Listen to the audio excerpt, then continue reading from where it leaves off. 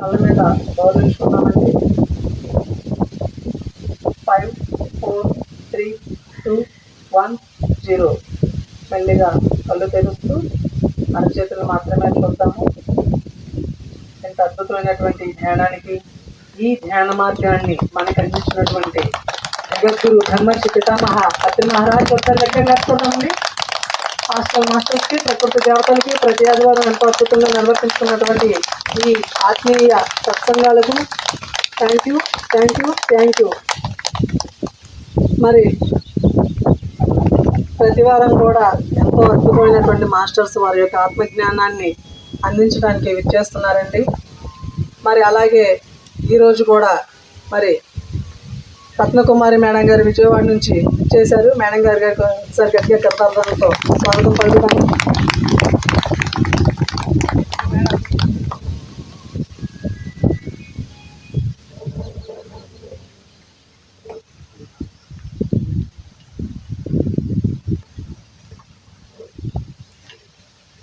గురువు చెప్పినటువంటి బాటలోనే నేను అన్నట్టుగా మరి మేడం గారు నిన్న గుంటూరు వెళ్ళారు క్లాస్కి, ఈరోజు ఎక్కడికో వచ్చారు క్లాస్కి. అసలు మేడం గారు విజయవాడలో ఉండట్లేదు, ఆవిడ బెంగళూరులో ఉంటూ ఎప్పుడన్నా ఇక్కడికి చూద్దామని, విజయవాడ చూద్దామని వచ్చినటువంటి ఆ 10 రోజులు కూడా క్లాసులు పెట్టుకుంటూ అందరికీ అద్భుతమైనటువంటి ఆత్మజ్ఞానాన్ని అందిస్తున్నారు. మరి మేడం గారిని మనం కూడా స్ఫూర్తిగా తీసుకోవాలి. మేడం గారికి మరొకసారి కర్తార్థంతో అభినందనలు తెలియజేస్తున్నాము. Thank you, thank you, thank you.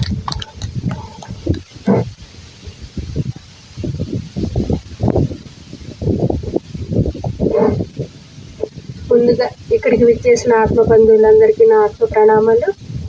మరి నా అనుభవ జ్ఞానాన్ని మీకు అందించడానికి ఈ ఏర్పాటు సమకూర్చిన రాము గారి ఫ్యామిలీకి హృదయపూర్వక ధన్యవాదాలు. నా పేరు సవరణ కొంచెం చేయాలి. నా పేరు రత్నకుమారి కాదు, రత్నమాల. ఓకే, రాము గారు పొరపాటు పనిచేస్తున్నారు. రత్నమాల, విజయవాడలో ఉంటాము. నమస్తే సార్.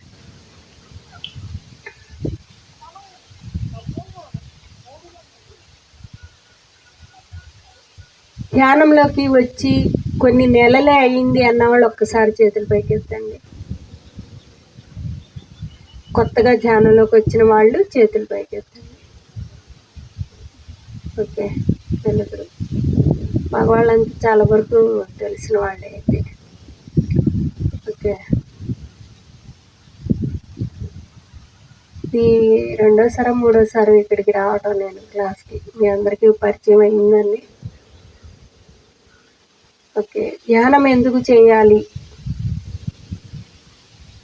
మనం మామూలుగా స్టార్టింగ్ వచ్చేది ఏదో ఒక ప్రాబ్లంతో వస్తాం కాబట్టి సమస్యలు పరిష్కారం అవ్వటానికి లేదా ఆరోగ్యం బాగోవటానికి, అంతే కదా. ఆ పరిధిలో ఉంది కాబట్టి మన నాలెడ్జ్ అంతవరకే మనం ఆలోచిస్తాము. అవి క్లీన్ అయిపోతే, మన సమస్యలన్నీ తీరిపోతే లైఫ్ హ్యాపీ అనుకుంటాం. కానీ లోతుకి వెళ్తున్న కొందికి అసలు లైఫ్ పర్పస్ వేరు, మనం భూమి మీదకి వచ్చిన కారణం వేరు అనేది తెలుసుకున్న తర్వాత ఆ కారణం ఏంటో తెలుసుకుని పరిపూర్ణంగా దాన్ని ఫుల్ఫిల్ చేసుకోవాలి అంటే ఈ ఆధ్యాత్మిక ప్రయాణం లోతుల్లోకి వెళ్ళాలి కదా. రోజుకి 2 గంటలు 3 గంటలు చేయటమే కాదు, ఎంత సమయాన్ని దీనికి కేటాయించి మనం లోతుగా వెళ్తామో అంతగా మనం తెలుసుకోవాల్సింది చాలా చాలా ఉంది. దీనికి అంతం లేదు. అందుకే అంటారు ఆత్మ ప్రయాణం అంతం వరకు, అనంతం వరకు. కొన్నిటి ప్రయాణాలు కొంతవరకు ఉంటాయి. మీకు తెలుసు, కలల ప్రయాణం మెలకువ వరకే, అవునా? ప్రేమ ప్రయాణం పెళ్లి వరకే, అలల ప్రయాణం తీరం వరకే. మరి ఈ ఆత్మ ప్రయాణం చెప్పలేము, వెళ్ళిన కొద్దికి ఉంటానే ఉంటుంది. ఎంత నాలెడ్జ్ ఉందంటే ఇందులో మనం ఈ జన్మ చాలదేమో అనిపిస్తుంది, అంతగా ఉంది. మరి తెలుసుకోవటం ఒక ఎత్తు అయితే, దాన్ని ఫలితాన్ని పొందాలి అంటే తెలుసుకున్న దాన్ని సరిగ్గా అవగాహన చేసుకుని, ఆ అవగాహనని తెలుసుకున్న జ్ఞానాన్ని మన జీవితంలో ఆచరణలో పెట్టినప్పుడే దాని ఫలితాన్ని మనం పొందుతాం. అవునా కదా? మీరు ఎంత నాలెడ్జ్ తెలుసుకున్నారు అనేది మీకు ఉపయోగపడదు. విషయం తెలుసుది అంతే. ఆహా, ఇదా సత్యము, ఇలా ఉండాలా, ఇలా జీవించాలా, ఇలా భావన చెయ్యాలా అనే ఇన్ఫర్మేషన్ తెలుసుకుంటారు, సమాచారాన్ని సేకరిస్తారు. మరి ఆ తీసుకున్న సమాచారాన్ని సరిగ్గా అర్థం చేసుకుని దాని ఫలితాన్ని మీరు పొందాలి అంటే ఎక్కడికో వెళ్ళక్కర్లేదు. మనం ఇంట్లోనే ఉండి కుటుంబ సభ్యులతోనే వ్యవహరిస్తూ వాళ్ళ నుంచే మనం తెలుసుకున్న నాలెడ్జ్ని అప్లై చేసుకోగలిగితే ఎంతో ఉంది నేర్చుకోవడం అనేది. ఎక్కడికి వెళ్ళక్కర్లా. మాస్టర్స్ అంతా మన ఫ్యామిలీ మెంబర్స్లోనే ఉండి మనకి నేర్పడం అనేది జరుగుద్ది. అది గుర్తుపెట్టుకోండి. ఏంటి, నేనేదో కొత్త మార్గంలోకి వచ్చాను, చాలా మంచి మార్గంలోకి వచ్చాను, అది తెలుసుకుందామని వెళ్దామంటే వీళ్ళు వెళ్ళనివ్వరేంటి, వీళ్ళు తెలుసుకోరేంటి, వీళ్ళు మూర్ఖులు, వీళ్ళు నాకు సరైన వాళ్ళు కాదు, ఇలాంటి వాళ్ళని ఎంపిక చేసుకుని వచ్చానేంటి అనుకుంటాం. మనం వాళ్ళని ఎంపిక కారణంతోనే ఎంపిక చేసుకుని వచ్చాం. మనం వాళ్ళ నుంచే నేర్చుకోవడానికి వచ్చాం. అది తెలుసుకోక ఇందులోకి వచ్చి కూడా మనం చాలా బాధపడిన రోజులు ఉన్నాయి.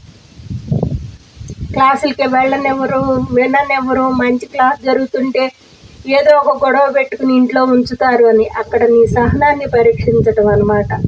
నువ్వు తెలుసుకున్నటువంటి జ్ఞానాన్ని సరిగ్గా వాళ్ళ ఎడల నువ్వు అప్లై చేసుకుంటే నీలో ఎంత ప్రేమతత్వం ఉంది, ఎంత సహనం ఉంది, ఎంతగా నువ్వు ఆ తెలుసుకున్న జ్ఞానాన్ని సరిగ్గా అవగాహన చేసుకున్నావు అనేది వాళ్ళ దగ్గర ముందు నిరూపించుకోవాలి.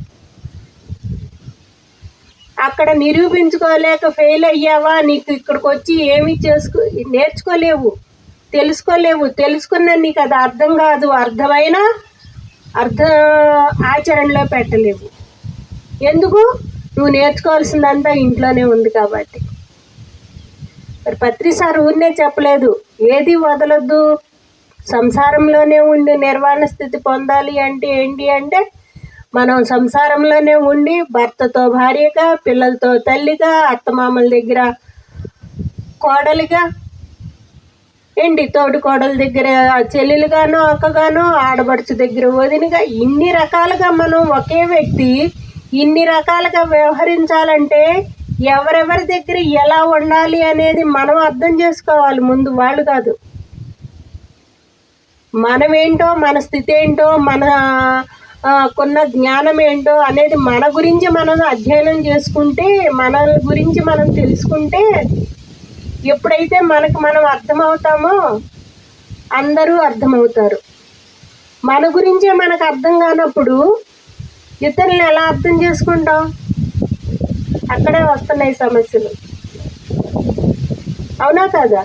ఏదో ఒక ఆలోచన వస్తుంది, నేను ఇంటి కోడల్ని, ఇంటి పెత్తనం నాది, నేను కట్నం తీసుకుని ఇంట్లోకి వచ్చా, ఊరినే రాలేదు, అందుకని నేను చెప్పినట్టు వీళ్ళంతా వినాలి. మరి నా ఒక ఆలోచనతో నువ్వు ఎంతకాలం అని ఎంతమందిని నీ గ్రిప్లో పెట్టుకుంటావు? పెట్టుకోలేము. అక్కడే గొడవలు వచ్చేది.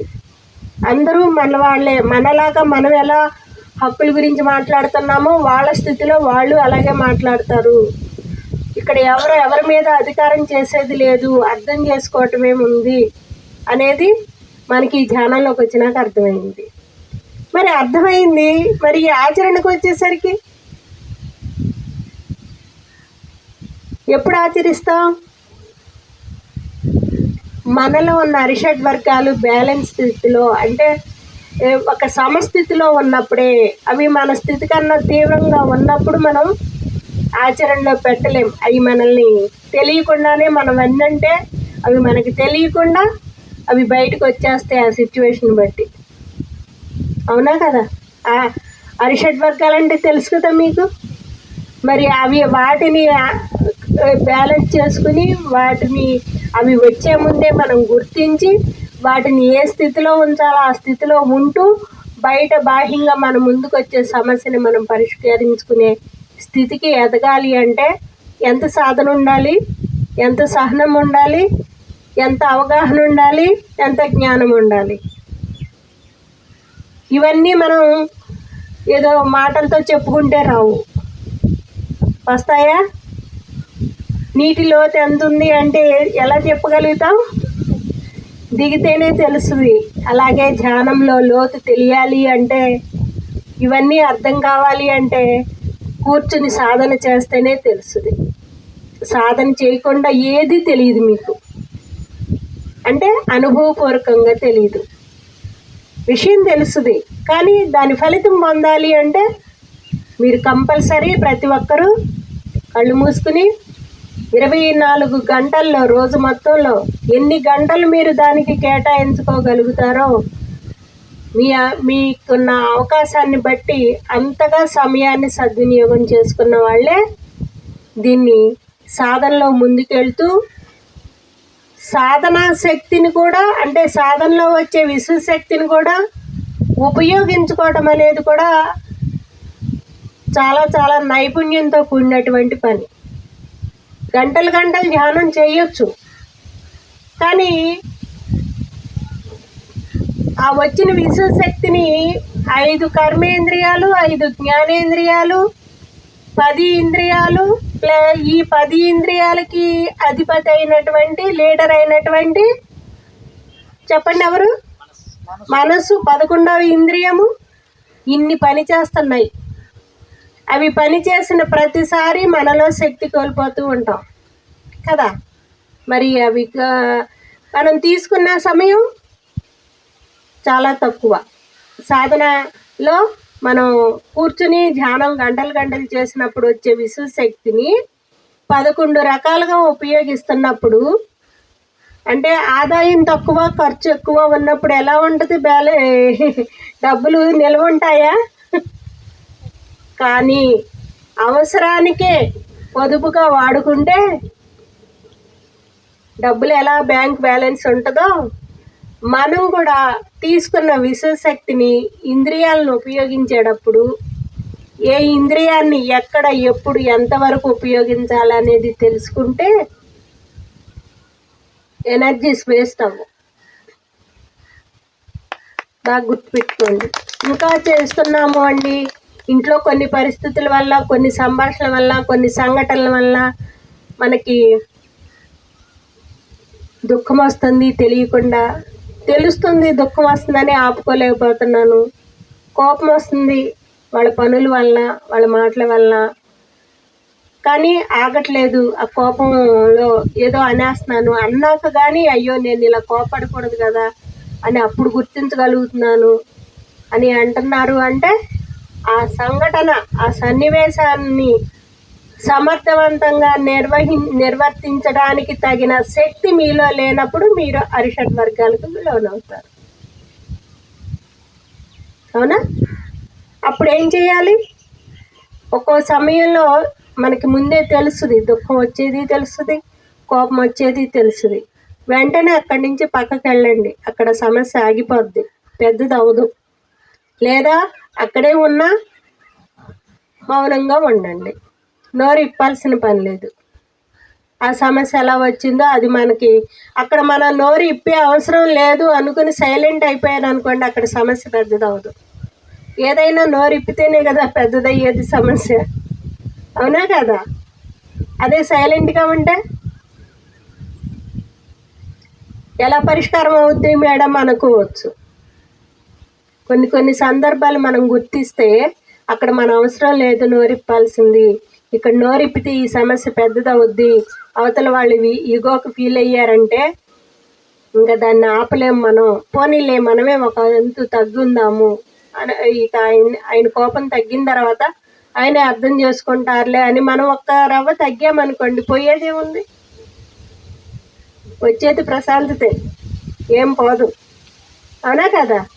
అక్కడ మనం ఈగోలకు పోవద్దు. ఎందుకు అంటే ఆడవాళ్ళకి ఎన్ని బిరుదులు ఉన్నాయో ఆ బిరుదుల్లో ఒకటన్నా పాటిద్దాం కదా. ఉన్నాయా లేదా? ఇంటికి దీపం ఇల్లాలు దీపంతో పోల్చారు, తను కాలుతూ తన చుట్టుపక్కల వాటికి వెలుగునిస్తుంది. దీపం జ్ఞానానికి సూచిక. నీకున్న జ్ఞానం అందరికీ ఉపయోగించబడుతుంది, ముందు నీ పిల్లలకి, నీ ఇంటికి, నీ భర్తకి. అవునా కదా? అందుకని దీపంతో పోల్చారు, భూమాతతో పోల్చారు, ఆవిడకున్నంత సహనం ఉందమ్మా నీకు కూడాను అని.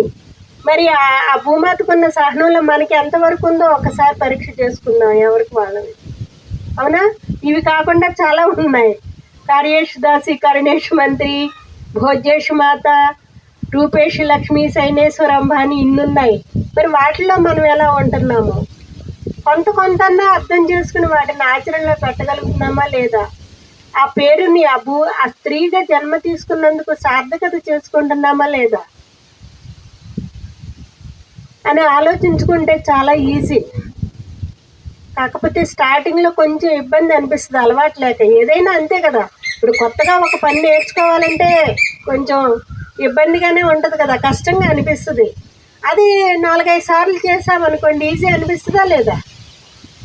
ప్రతిదీ ఆచరించేటప్పుడు, కొత్తగా ఆచరించేటప్పుడు, ఆచరణలో పెట్టేటప్పుడు కొంచెం కష్టంగానే అనిపిస్తుంది. ఎంతగా అంటే ధ్యానం తెలిసినాక ఫలితాలు పొందంగానే 40 రోజుల్లో అబ్బా ఈ ధ్యానం ఇప్పటిదాకా ఎందుకు తెలియలేదు నాకు, అసలు తెలిస్తే ఇన్ని సమస్యలు ఇన్ని ఇబ్బందులు పడేదాన్ని కాదే లైఫ్లో, ఇప్పుడు తెలిసింది అని అనుకున్నామా లేదా? ఆచరణకు వచ్చేసరికి ఒక్కోసారి అనిపిస్తుంది అబ్బా ఈ ధ్యానం ఎందుకు తెలిసింది అని కూడా అనిపిస్తుంది. నేను అనుభవం మీరు చెప్తాను. ఎందుకంటే ఆచరణకు వచ్చేసరికి అంత కష్టంగా అనిపిస్తాయి కొన్ని. కానీ తప్పదు. మనం జన్మ తీసుకుని వచ్చిందే ఈ సత్యాన్ని తెలుసుకోవడానికి. ప్రతి ఒక్క సోలు సత్యాన్ని తెలుసుకోవటం, ధర్మాన్ని ఆచరించటం, ఈ రెండే పట్టుకోవాలి. ఈ రెండు పట్టుకుంటే మనం ఏ పని మీద వచ్చాము, ఎక్కడి నుంచి వచ్చాము, ఏం చెయ్యాలి, ఎక్కడికి వెళ్ళాలి, ఇవి ఈజీ అవుతాయి. ఈ రెండిట్లో ఏ ఒక్కటి వదిలేసినా మన ప్రయాణం అస్తవ్యస్తం అవుద్ది, గుర్తుపెట్టుకోండి. అందుకని ప్రతి ఒక్కళ్ళు తల్లులారా సాధనకి ఇంపార్టెంట్ ఇవ్వండి. ఒక స్థాయికి వెళ్ళాక అసలు సాధన కూడా అక్కర్లేదు అంటారు. మనం అంటే సాధన చేసినాక కొంత నాలెడ్జ్ తీసుకుని ఆచరణలో పెట్టిన తర్వాత స్టెప్ అనమాట ఇది లాస్ట్ది.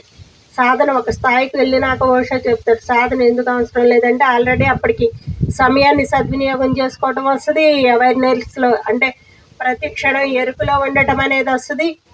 ఎరుకులో ఉన్నప్పుడు ఏం చేస్తాము, సమయాన్ని సద్వినియోగం చేసుకున్నప్పుడు ఏం చేస్తాము, ఏ పని మనకు అవసరమో అది మనం గుర్తిస్తాం కాబట్టి ఆ పని చేసినంతసేపు 100% కాన్సన్ట్రేషన్ దాని మీద పెడతాము, తర్వాత ఆపేస్తాము.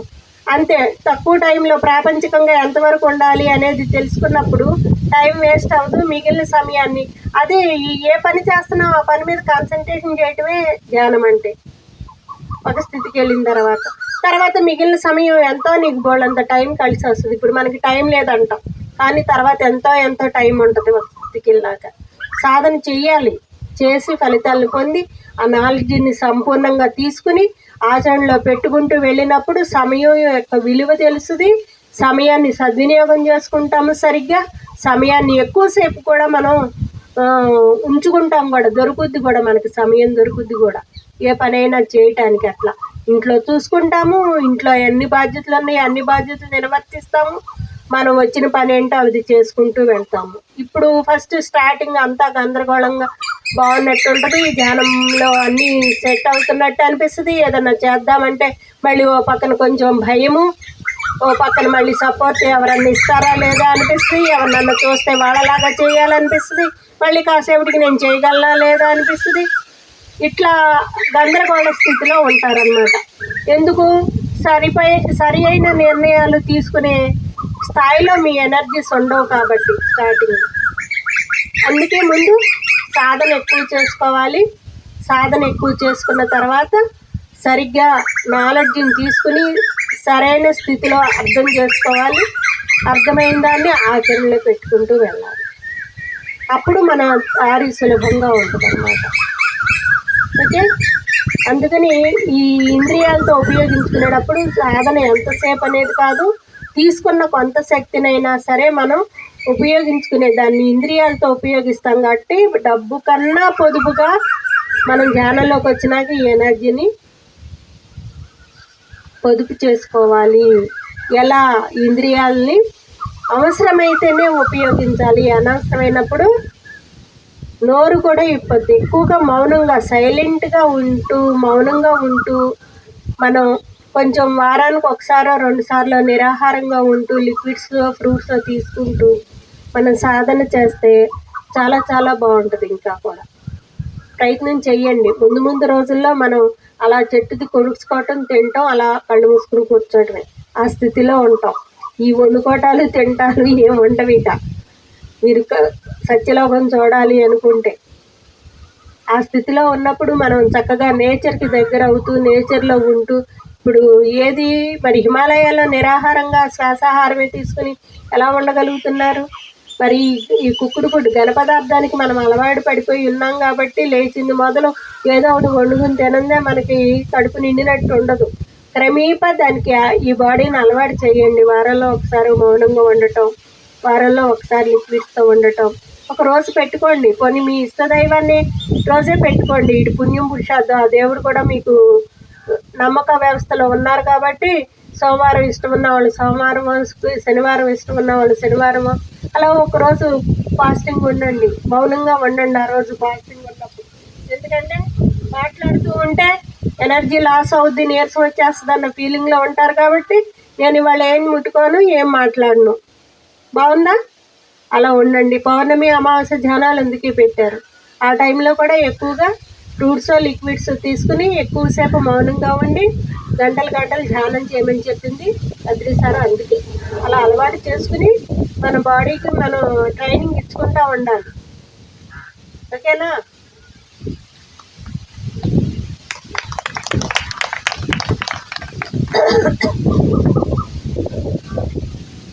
కొత్తగా వచ్చిన వాళ్ళమా, మీరు శ్వాసను గమనించమంటున్నారు కదా.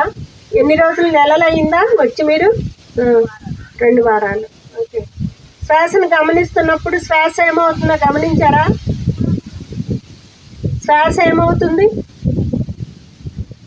చెప్పాలి. శ్వాసను గమనించమంటున్నారు కదా, శ్వాస ఏమవుతుంది మీరు చెప్పండి. ఎక్కడ అవుతుంది చిన్నగా?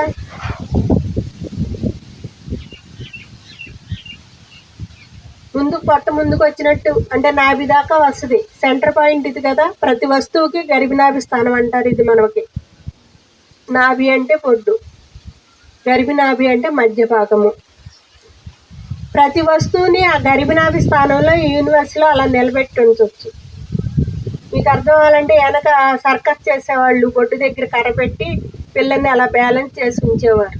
చేతులు కాళ్ళు ఇలా పెట్టేసి అలా ఉండిపోయేది. అవునా? అంటే ప్రతి వస్తువుకి గర్భినాభి స్థానం అంటే ఆ పాయింట్ దగ్గర మధ్య భాగము, ఆ వస్తువు యొక్క మధ్య భాగం దగ్గర మనం బ్యాలెన్స్ చేసి ఉంచవచ్చు.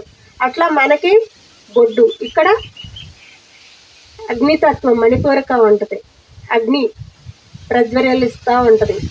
ఎలాంటి అగ్నిలో చూడండి, ఎలాంటి వేసినా కూడా దహనం అయిపోతాయా లేదా? ఆఖరికి పచ్చిపళ్ళు వేసినా కూడా, భోగి మంట వేసేటప్పుడు పచ్చిపళ్ళు వేసినా కూడా కాలిపోతుందా లేదా అగ్నిలో?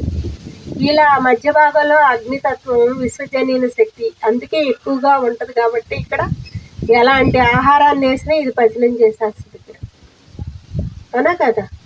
అది జీర్ణం అవని అవ్వని ఉడకపోని కొన్ని మనం దీనికి సరికాని బాడీకి సరికాని ఆహారం ఇప్పటిదాకా వేసున్నా కూడా అరిగిపోయిందా లేదా అగ్నితత్వం వల్ల. అయితే ఈ నాభి దాకా వచ్చి శ్వాస వేగం ఈ భ్రూమధ్యం దగ్గర నుంచి 2 నొసల మధ్య భాగం భ్రూమధ్యము, భృగుటము అంటాం. కొత్త వాళ్ళు శ్రద్ధగా వినండి. అది తెలిస్తే చాలు మీకు. ఈ భ్రూమధ్యం దగ్గర నుంచి నాభి దాకా ఉన్న శ్వాస ధార సుమారుగా 16 నుంచి 18 అంగుళాలు పొడవు ఉంటుందండి. అందరికీ హైట్ తక్కువ ఉన్న వాళ్ళు ఉంటారు, హైట్కి ఉన్న వాళ్ళు ఉంటారు కదా. 16 నుంచి 18 అంగుళాల పొడవు ఉంటుంది శ్వాస ధార. అది ఏమవుతుంది అంటే స్టార్టింగ్ కూర్చోగానే మనం కళ్ళు మూసుకుని వెన్నుపూస స్ట్రైట్గా పెట్టుకుని ఈ తల భాగం కూడా ఇలా పెట్టుకుని ఉండటం వల్ల తీసుకున్న విశ్వశక్తి డైరెక్ట్గా లోపలికి అన్ని పార్ట్లకి సమంగా వెళ్ళొద్దు అనమాట. వంగిపోయి ఆనుకుని ఇలా ముందుకు పడిపోయి అలా మీకు తెలియకుండా పడిపోయినా మళ్ళీ ఎరుక రాగానే మళ్ళీ బాడీని స్ట్రైట్గా పెట్టుకోండి, అలవాటు చేసుకోండి. అలా ఎప్పటికప్పుడు మీరు గుర్తు వచ్చిన ప్రతిసారి మీరు సరిగిన పొజిషన్లో కూర్చున్నారనుకోండి, అది బాడీకి అలవాటు అయిపోతుంది అనమాట. లేదు కంఫర్టబుల్ సిట్టింగ్, హాయిగా రిలాక్స్గా కూర్చోండి అని మనం ఇలా జరగలేమనుకోండి, ఇక అదే అలవాటు అయిపోద్ది, నిద్ర వచ్చేస్తుంది. అవునా కదా? అందుకని బాడీని ఇలా పెట్టుకోండి. మీకు ఇంకా స్ట్రైట్గా ఉండాలనుకోండి, ఇంటికాడ కూర్చున్నప్పుడు ఈ చైర్కిను ఈ వీపుకి దిండు పెట్టుకోండి, పిల్లలంటిది పెట్టుకోండి, చక్కగా నిలబడి ఉంటుంది ఇట్లా స్ట్రైట్గా. విశ్వశక్తి అపారంగా లోపలికి వెళ్ళింది. అయితే ఆ శ్వాస వేగం నాభి దాకా పర్ఫెక్ట్గా, శ్వాస ప్రక్రియ పర్ఫెక్ట్గా ఉన్న వాళ్ళకి నాభి దాకా వస్తుంది. లోపలికి వెళ్ళే ఆక్సిజన్ ఉచ్ఛ్వాస పొట్ట ముందుకు వచ్చినట్టు వస్తుంది. అక్కడ మళ్ళీ కార్బన్ డైఆక్సైడ్ రూపంలో బయటికి, నిశ్వాస రూపంలో బయటకు వస్తుంది. వచ్చినప్పుడు పొట్ట లోపలికి వెళ్ళినట్టు అనిపిస్తుంది. ఓకే, ఇలా అలాంటి ప్రక్రియ జరుగుతూ ఉంటుంది. మీరు ఇలా చేతులు ఇలా పెట్టుకుని కూర్చుంటే మీ చేతులకి తెలుస్తుంది పొట్ట ముందుకు వెళ్ళినట్టు వచ్చినట్టు గమనిస్తే. అదేమవుతుంది అంటే ఈ ధ్యాస మొత్తం ఈ శ్వాస మీద పెట్టినప్పుడు ఆ వేగం కింద నుంచి ఇక్కడ దాకా వచ్చింది మళ్ళీ 5 పంచ ప్రాణవాయులుగా డివైడ్ అవ్వదు. దాన, అపాన, ఉదాన, వ్యాన, సమానాలు.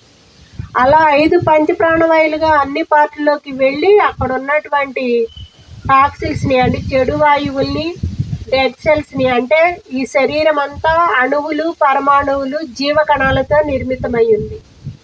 ఈ కణాల వ్యవస్థ కోటాను కోట్లు పుడతా ఉంటాయి, చనిపోతూ ఉంటాయి, మనం లెక్క పెట్టలేము, అన్నీ ఉంటాయి అన్నమాట. ఆ చనిపోయిన కణాలని మృత కణాలు అంటారు. ఆ మృత కణాలను తీసుకుని కార్బన్ డైఆక్సైడ్ రూపంలో బయటకు వస్తుంది. అందుకే పీల్చిన గాలి స్వచ్ఛమైంది, చల్లగా ఉంటుంది.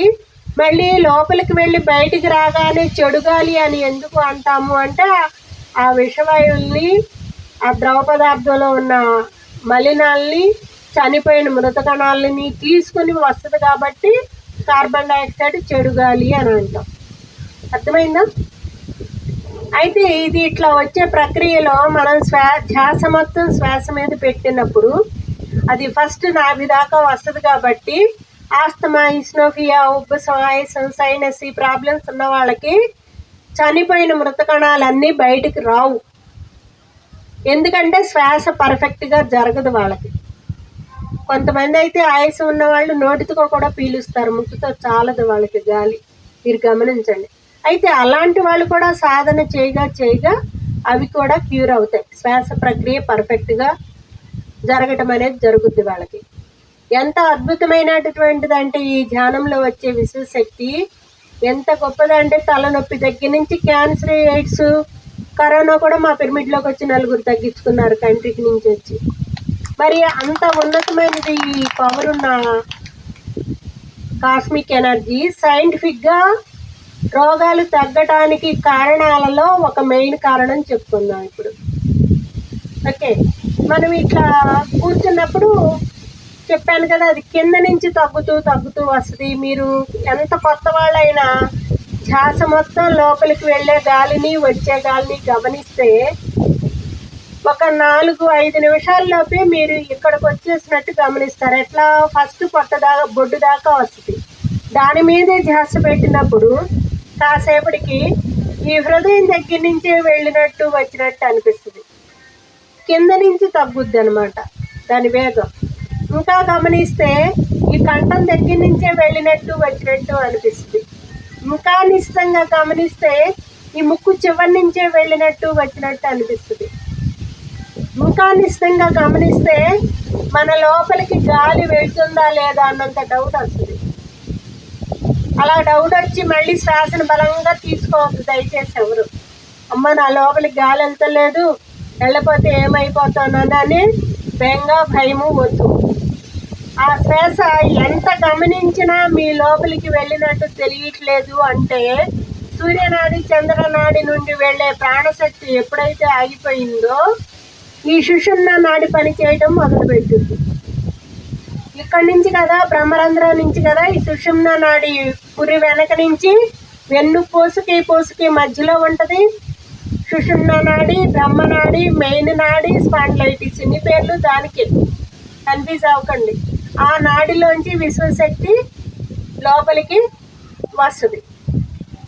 అప్పుడు ఈ 2 నాడులు సూర్యనాడి, చంద్రనాడి పని ఏమీ ఉండదు. ఈ భ్రూమధ్యం దగ్గరికి వచ్చి దాని పని పూర్తిగా ఎంత గమనించినా తెలియని జీరో స్థాయికి వచ్చేస్తుంది. మరి మీరు కూర్చున్న కాడి నుంచి ఎలా కూర్చోవాలి? శ్వాస వేగాన్ని నేను పట్టుకోవాలి అని ఒక ఆటలాగా పెట్టుకుని కూర్చోండి. ఏం ఆలోచనలు రావు. స్టార్టింగ్ నేను చేసిందే మీకు చెప్తున్నా, నాకెవరు చెప్పలే. నాకు ఒక వేగం ఆగిపోయినప్పుడు ఒక చక్కటి స్తబ్దత స్థితి ఎంత బాగుండేదంటే ఎప్పుడెప్పుడు పని చేసుకుని కూర్చుందామా ఆ స్థితి కోసం అనేది అనుకునేదాన్ని. దానికోసం ముందు నేనేమనుకునేదాన్ని అంటే దీని వేగాన్ని పట్టుకోవాలి అనుకునేదాన్ని. దాని మీద ఈ శ్వాస వేగాన్ని పట్టుకోవాలి అని కూర్చుంటే మనకు ఆలోచనలు రావు. ఈ ధ్యాస మొత్తం శ్వాస మీదే ఉంటుంది. మనం చేయాల్సిందల్లా ఆలోచనలు ఆపేయటమే కదా. మరి దీని కాన్సన్ట్రేషన్ అంతా దీని మీద పెట్టినప్పుడు ఎందుకు వస్తుంది ఇంకా ఆలోచన? మనం ఒక ఆట ఆడుకుంటున్నాం కదా, ఆట మీద పెడతాము. చూడండి, ఇష్టమైనది ఏదన్నా మనం చేస్తున్నప్పుడు కాన్సన్ట్రేషన్ అంతా దాని మీదే పెడతాం, వేరేగా ఆలోచించం. ఇష్టం లేని పనులు చేసినప్పుడే ఆ పని ఇదిలించుకుంటూ ఎక్కడో ఆలోచించుకుంటూ ఎవరినో తిట్టుకుంటూ మొదలు పెడతాం. అవునా కదా? ఇష్టమైంది అయితే దాని మీదే ఫోకస్ చేస్తాము, చాలా ఇంట్రెస్ట్ పెడతాము, చక్కగా అద్భుతంగా చేస్తాము ఆ పనిని. అలా మనం ఈ శ్వాస వేగాన్ని పట్టుకోవాలి అని కూర్చుంటే 2-3 నిమిషాలు కూడా పట్టదు మీరు శూన్య స్థితికి వెళ్ళాలంటే. వెళ్ళేలోపు కూర్చుందరు కానీ మీరు అట్లా చేపిస్తాను ఒక 10 నిమిషాలు. అప్పుడు ఈ ధ్యాస మొత్తం ఇదైనప్పుడు యోగము అంటే ఏంటి? కలయిక కదా. ఇక్కడ ఏ రెండింటి కలయికను చేస్తున్నాము? ఒకటి చేస్తున్నాము. శ్వాసధారని ధ్యాసధారని రెండు ఒకటి చేస్తున్నాం. అవునా కదా? ధ్యాసను తీసుకొచ్చి శ్వాస మీద పెట్టినప్పుడు ఈ శ్వాస వేగము తగ్గిపోతుంది. ఈ ధ్యాసలో ఏమీ ఆలోచనలు ఉండట్లే. రెండు ఒకటై ఏకత్వ స్థితికి వస్తుంది. అదే అద్వైత స్థితి.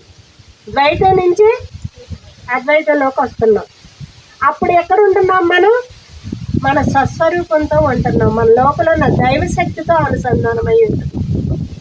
ఎంతసేపు మన లోపల ఉన్న దైవశక్తితో మనం కలిసి ఉంటామో అంతగా అది మనకి చక్కగా గైడెన్స్ ఇస్తూ ఉంటుంది. దానినే ఆత్మ ప్రబోధము అంటాం. అది చేసే గైడెన్స్ వినే స్థాయికి మనం సాధన చేయాలి. ఎప్పుడైతే అది ఆ ప్రబోధాలు ఇచ్చే స్థాయిని మనం వినగలుగుతామో, మీరు దానికి 7th సెన్స్ అనుకోండి, ఆకాశవాణి అనుకోండి, మీ లోపల ఉన్న దైవశక్తి ఆత్మ ప్రబోధం అనుకోండి, ఏమన్నా అనుకోండి, సాధన అక్కడ దాకా చేసినప్పుడు ఇంకా వేరే వారిని వెళ్ళి మన డౌట్లు చెప్పడం కానీ సలహాలు అడగటం కానీ ఎందుకు చేస్తాం? లోపల ఉన్న దైవశక్తే మనకి గైడెన్స్ ఇస్తున్నప్పుడు ఆ స్థాయి దాకా సాధన చేయాలి. తప్పనిసరిగా అది గైడెన్స్ ఇవ్వటం అనేది స్టార్ట్ చేస్తుంది. కానీ మనం దానితో ఎక్కువసేపు గడపాలి రోజు మొత్తంలో.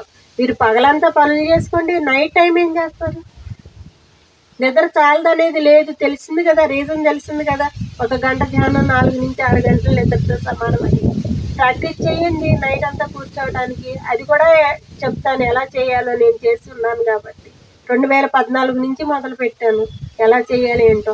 సంయోగి చెప్పారు ఒక ఆయన, ఎక్కడ బెంగళూరులో బుద్ధ భవనానికి వెళ్ళినప్పుడు 2009లోనో 10లోనే వెళ్ళినప్పుడు ఆయన నైట్ అంతా ఇలా అలా సైడ్ ఇలా హ్యాండ్స్ కూడా లేని చైర్లో కూర్చొని చేసేవారు. ఓన్లీ సూర్యరశ్మే తీసుకుంటారు ఆయన, ఫుడ్ కూడా తీసుకోరు. సంయోగి అని బుద్ధ భవనానికి వచ్చినప్పుడు నేను బెంగళూరు పిరమిడ్లో చూశాను అనమాట ఆయన్ని. అలా ఎలా కూర్చున్నారు, ఎలా సాధన చేశారు అనేది ఆయన చెప్పారు. అది ప్రాక్టీస్ చేస్తే మాకు ఇప్పుడు అది అలవాటు అయింది. 4-5 ఏళ్ళు పట్టింది రాత్రంతా అలా స్ట్రైట్గా కూర్చోవటం అనేది. సాధ్యమవుద్ది, అందరికీ సాధ్యమే. మాకైనప్పుడు మీకు అవదా? మీలాగానే కదా మేము కూడా వచ్చింది, ఏం స్పెషల్గా రాలేదు కదా. మరి కాకపోతే పట్టుదల ఉండాలి, తపన ఉండాలి. తపించటమే తపస్సు అంటే. ప్రతిసారి చెప్తారు కదా మనకి, పట్టు పట్టక రాదు, పట్టి విడువక రాదు. పట్టు పట్టనేని బిగియ పట్టవాలి. ఉడుం పట్టు అంటారే, అలా బిగియ పట్టాలి. పట్టు పట్టి విడుచుట కంటే పడి చచ్చుట మేలు. మరి ఇన్ని రోజులు, ఇన్ని సంవత్సరాలు ఇంతమందితో అవమానపడి, ఇన్ని మాటలు అనిపించుకుని, ఇన్ని సమస్యలు ఎదుర్కొని ఇంకా ఈ చివరి జీవితంలో కూడా మనం ఆ పట్టుబట్టి ఒక మంచి మార్గం దొరికినప్పుడు అందులో అడుగు వేయటానికి భయం ఎందుకు? అన్నీ నిర్వర్తించుకుంటానే వెయ్యాలి, అప్పుడే కదా ఈ ఆత్మ సాటిస్ఫై అయ్యేది. ఏది వదిలినా మళ్ళీ ఫుల్ఫిల్ చేసుకోవటానికి మళ్ళీ రావాలంటున్నారు కదా. మరి అలాంటప్పుడు అన్నీ ఇప్పుడే చేసుకుని వెళ్దాం, అంత సామర్థ్యం లేదా మనకి? చెప్పాలి, కళ్ళతో కాదు. ఉందా లేదా? గట్టిగా చెప్పండి. ఆ యూనివర్స్కి వినపడేటట్టు ఉందా? గట్టిగా చెప్పండి. అన్నీ నిర్వర్తించుకుని మనం వచ్చిన లక్ష్యాన్ని ఛేదిస్తామని ఉందా లేదా? ఉంది. అందుకని అద్భుతంగా ఈ సులభమైన మార్గం దొరికింది. అయితే మళ్ళీ శ్వాస దగ్గరికి వద్దాం. ఈ రెండింటినీ కలిపి ఈ శ్వాస మీదే ఈ మనసు యొక్క ధ్యాస పెట్టినప్పుడు ఒకటైనప్పుడే మనకి ఈ సుషుమ్నా నాడి నుండి విశ్వమయ ప్రాణశక్తి లోపలికి వస్తుంది. మరి అది వచ్చి అక్కడ ఏం చేస్తుంది? దాని పని ఏంటి? విశ్వశక్తి వచ్చి పాత వాళ్ళు చెప్పండి. ఫస్ట్ విశ్వశక్తి లోపలికి వచ్చినాక అదేం చేస్తుంది? దాని పని ఏంటి? నాడీ మండలాన్ని శుద్ధి చేస్తుంది. మరి నాడులు ఎన్ని ఉన్నాయి మన శరీరంలో? 2,72,000 నాడులు. 72,000 నాడులు చక్రాస్కి కనెక్ట్ అయ్యి ఉన్నాయి. 7 చక్రాలు కదా. ఏమండి మిమ్మల్ని మీరు 72,000 నాడులు అన్నారు కదా, మీరు అందే 7 చక్రాలు కదా. 6 చక్రాలని ఒక్కొక్క చక్రం దగ్గర 12,000 నాడులు కనెక్ట్ అయ్యి ఉంటాయి. మూలాధార దగ్గర 12,000, స్వాధిష్టాన దగ్గర 12,000, మణిపూరక దగ్గర 12, ఇట్లా ఆజ్ఞా చక్ర దాకా. ఈ సహస్రార అనేది చక్రం కాదు, సహస్రదళ కమలం ఓపెన్ అయ్యి ఉంటుంది 7వది. ఈ 6, 12, 72. అందుకని చక్రాస్ ఈ మెయిన్ నాడికి కనెక్ట్ అయి ఉంటాయి కాబట్టి 72,000 నాడులు. చాలామంది నాడులు ఎన్ని అంటే 72 అనే చెప్తారు. 72,000 నాడులు అనే చెప్తారు. అసలు మొత్తం ఉంది 2,72,000 నాడులు. ఒక మర్రి చెట్టుకి వేర్లు ఎలా ఉంటాయి? పెద్దవి ఉంటాయి, సన్నవి ఉంటాయి, మీడియం సైజు ఉంటాయి. దారపు కన్నా సన్నగా సెటోస్కోప్ పెడితే కానీ కనపడనంత సన్నటివి కూడా ఉంటాయి మన బాడీలో నాడు. అందుకే మనం ధ్యానంలో కూర్చున్నప్పుడు మొహం మీద బాగా ఆ సన్నటి నాడుల్లో కూడా ఎనర్జీస్ ఫ్లో అవుతున్నప్పుడు మనకి చీమలు పాకినట్టుగా అనిపిస్తాయి. చూడండి, ఎంతమంది కన్నా అనిపించిండొచ్చు. కంపల్సరీ అది అనుభవం ఎవరికో ఒకరికి, అందరికీ రాదు, ఒక్కొక్కరికి ఒక రకమైన అనుభవం వస్తుంది. ఏంటో పాగుతున్నట్టుగా అనిపిస్తుంది. ఎందుకంటే ఆ సన్నటి నాడుల్లో కూడా ఎనర్జీ అనిపిస్తుంది. ఆ నాడులలోకి వెళ్ళటమే అదేం చేస్తుంది? ఆ క్లీన్ చేస్తూ, ఆ నాడుల్ని శుద్ధి చేస్తూ శక్తివంతం చేస్తుంది, బలోపేతం చేస్తుంది ఈ కాస్మిక్ ఎనర్జీ. అవునా కదా? మరి ఆ క్లీన్ చేసేటప్పుడు ఉన్న నొప్పి అంటే ఎక్కడి నుంచి వస్తున్నాయి మనకి రోగాలు? 2 రకాల రోగాలు. ఏంటవి చెప్పరా ఎవరన్నా? దీర్ఘకాలిక రోగాలు, స్వల్పకాలిక రోగాలు. దీర్ఘకాలిక రోగాలు ఈ నాడుల్లో పెట్టుకుని మన లైఫ్ డిజైన్, గత జన్మల్లో చేసిన తెలుసో తెలియకో అజ్ఞానంతో చేసిన పాపాలు మనం అక్కడ ప్లాన్, మన హోలోగ్రామ్ చూసుకుని అంటే చిత్రగుప్తం చిట్టా చూసుకుని మన ప్లాన్ డిజైన్ చేసుకుని వస్తాం. లైఫ్ ప్లాన్ డిజైన్ చేసుకుని వస్తాం. ఈ కర్మ చేశాను కాబట్టి ఈ పని చెడు కర్మ, దీని ఫలితం అనుభవించడానికి ఫలానా వయసులో ఫలానా రోగాన్ని ఇన్ని సంవత్సరాలు ఈ రకంగా బాధపడి ఆ కర్మను నేను తొలగించుకుంటాను. అవునా కదా? మరి ఫుడ్ ద్వారా విటమిన్స్ లోపం అయితే ఒకే కుటుంబంలో ఒకే రకమైన ఫుడ్ తిన్నప్పుడు రోగాలు వస్తే అందరికీ ఒకే రకమైన రోగాలు రావాలిగా. రకరకాలుగా ఎందుకు వస్తున్నాయి? అవి గత జన్మలో మనం పెట్టుకుని వచ్చినాయి. అవునా? స్వల్పకాలిక రోగాలు అంటారా? మనం సరికాని ఆహారం, మనం తెలుసు కదా మన బాడీని మనమే ఇప్పటిదాకా ఎంత దరిద్రంగా ఉపయోగించుకున్నామో. మరి అది శుభ్రత పాటించకపోవటం, శుద్ధి అది లేని ఆహారం శుభ్రంగా ఉన్నాయి కొన్ని పరిస్థితుల్లో తిని వెంటనే కూడా మనకి హెల్త్ ఇష్యూస్ రావటం ఇప్పుడు దాకా కొన్ని గమనించే ఉంటాము. ఇలా స్వల్పకాలిక రోగాలు వస్తూ ఉంటాయి. దీర్ఘకాలిక రోగాలు ఇవి. మరి అందుకే భగవానుడు, కృష్ణ భగవానుడు భగవద్గీతలో చెప్పాడు కూడా. ఆయనే పూర్వ జన్మ కృతం పాపం వ్యాధి రూపేణ పీడితే అని. మరి అదే భగవద్గీతలో సొల్యూషన్ కూడా ఇచ్చాడు, జ్ఞానాగ్ని కర్మ తగ్గాణం అని. మరి మార్గాన్ని చూపించినా కూడా మనం చేయడానికి ఏమైంది, చెయ్యాలి కదా, చేస్తున్నాం. మనం ఏదైతే చేస్తున్నామో అది ఇప్పుడు ఇతరులకు చెప్పి చేయించడం రోజులు కావు. ఇది మనం చిన్నప్పుడు ఉన్న రోజులు, మన పెద్దలంటే గౌరవము భయము ఉండేది కాబట్టి వాళ్ళు ఏది చెప్పినా తూచా తప్పకుండా వినేవాళ్ళు. ఇప్పుడు మన పిల్లలు అలా వింటున్నారా? మనం పెరిగినట్టే మన పిల్లల్ని పెంచాలి ఒక పద్ధతిగా అనుకుంటున్నామే కానీ జనరేషన్ మారింది. మన పిల్లలు మనకన్నా చిన్నవాళ్ళు, నేను కానీ పెంచి పోషిస్తున్నాను, వీళ్ళు నేను పెద్దదాన్ని, నాకు అన్నీ తెలుసు, నేను చెప్పినట్టు వీళ్ళు వినాలి అన్న భావనలో ఉన్నాం. కానీ పిల్లలు వచ్చేసరికి వాళ్ళు జన్మ పరంపరలో మనకన్నా ఒక జన్మ ముందు ఉంటారు. అంటే జన్మలో ఒక జన్మ ముందే, అంటే ఎక్కువ జన్మలు ఉంటాయి వాళ్ళకి. ఎక్కువ జన్మలు ఉన్న వాళ్ళకి ఏమవుతుంది, ఎక్కువ నాలెడ్జ్ ఉంటుందా లేదా? అందుకే వాళ్ళు అడిగే క్వశ్చన్లకి మనం సమాధానం చెప్పలేకపోతున్నాం కొన్నిటికి. అయితే ఇప్పుడు పిల్లలు, ఇప్పుడు జనరేషన్కి మనం చెప్పి మార్చే స్థితి కాదు. మరి ఎలా మేడం అంటే, మనం మారి మనం ఆచరించి మనల్ని చూసి నేర్చుకుంటారు కాబట్టి ప్రతిదీ వాళ్ళు మనం ఆచరిస్తూ నేర్పాలి వాళ్ళు. ఇంకా అప్పుడు చెప్పేది ఏముండదు, మనం ఏది చేస్తామో అది మనల్ని చూసి వాళ్ళు నేర్చుకుంటారు. మన ఆలోచన విధానం మార్చుకోవాలా వద్దా? మరి ఇప్పుడు దాకా ఉన్న పెంపకం విషయంలో అవునా కదా? మనం ప్రతిదీ మనం తిని, మనం చేసి, మనం ఆచరిస్తేనే వాళ్ళు అలా చేస్తారు. అమ్మ ఇలా చేస్తుంది, చెయ్యాలి. లేదు, మరీ మొండి వాళ్ళు ఉన్నారు, సరే ఆలోచించినన్నా ఆలోచిస్తారు, ఎందుకు చేస్తుంది ఇలాగూ అని. వెంటనే ఆచరించకపోయినా ఆలోచిస్తారు.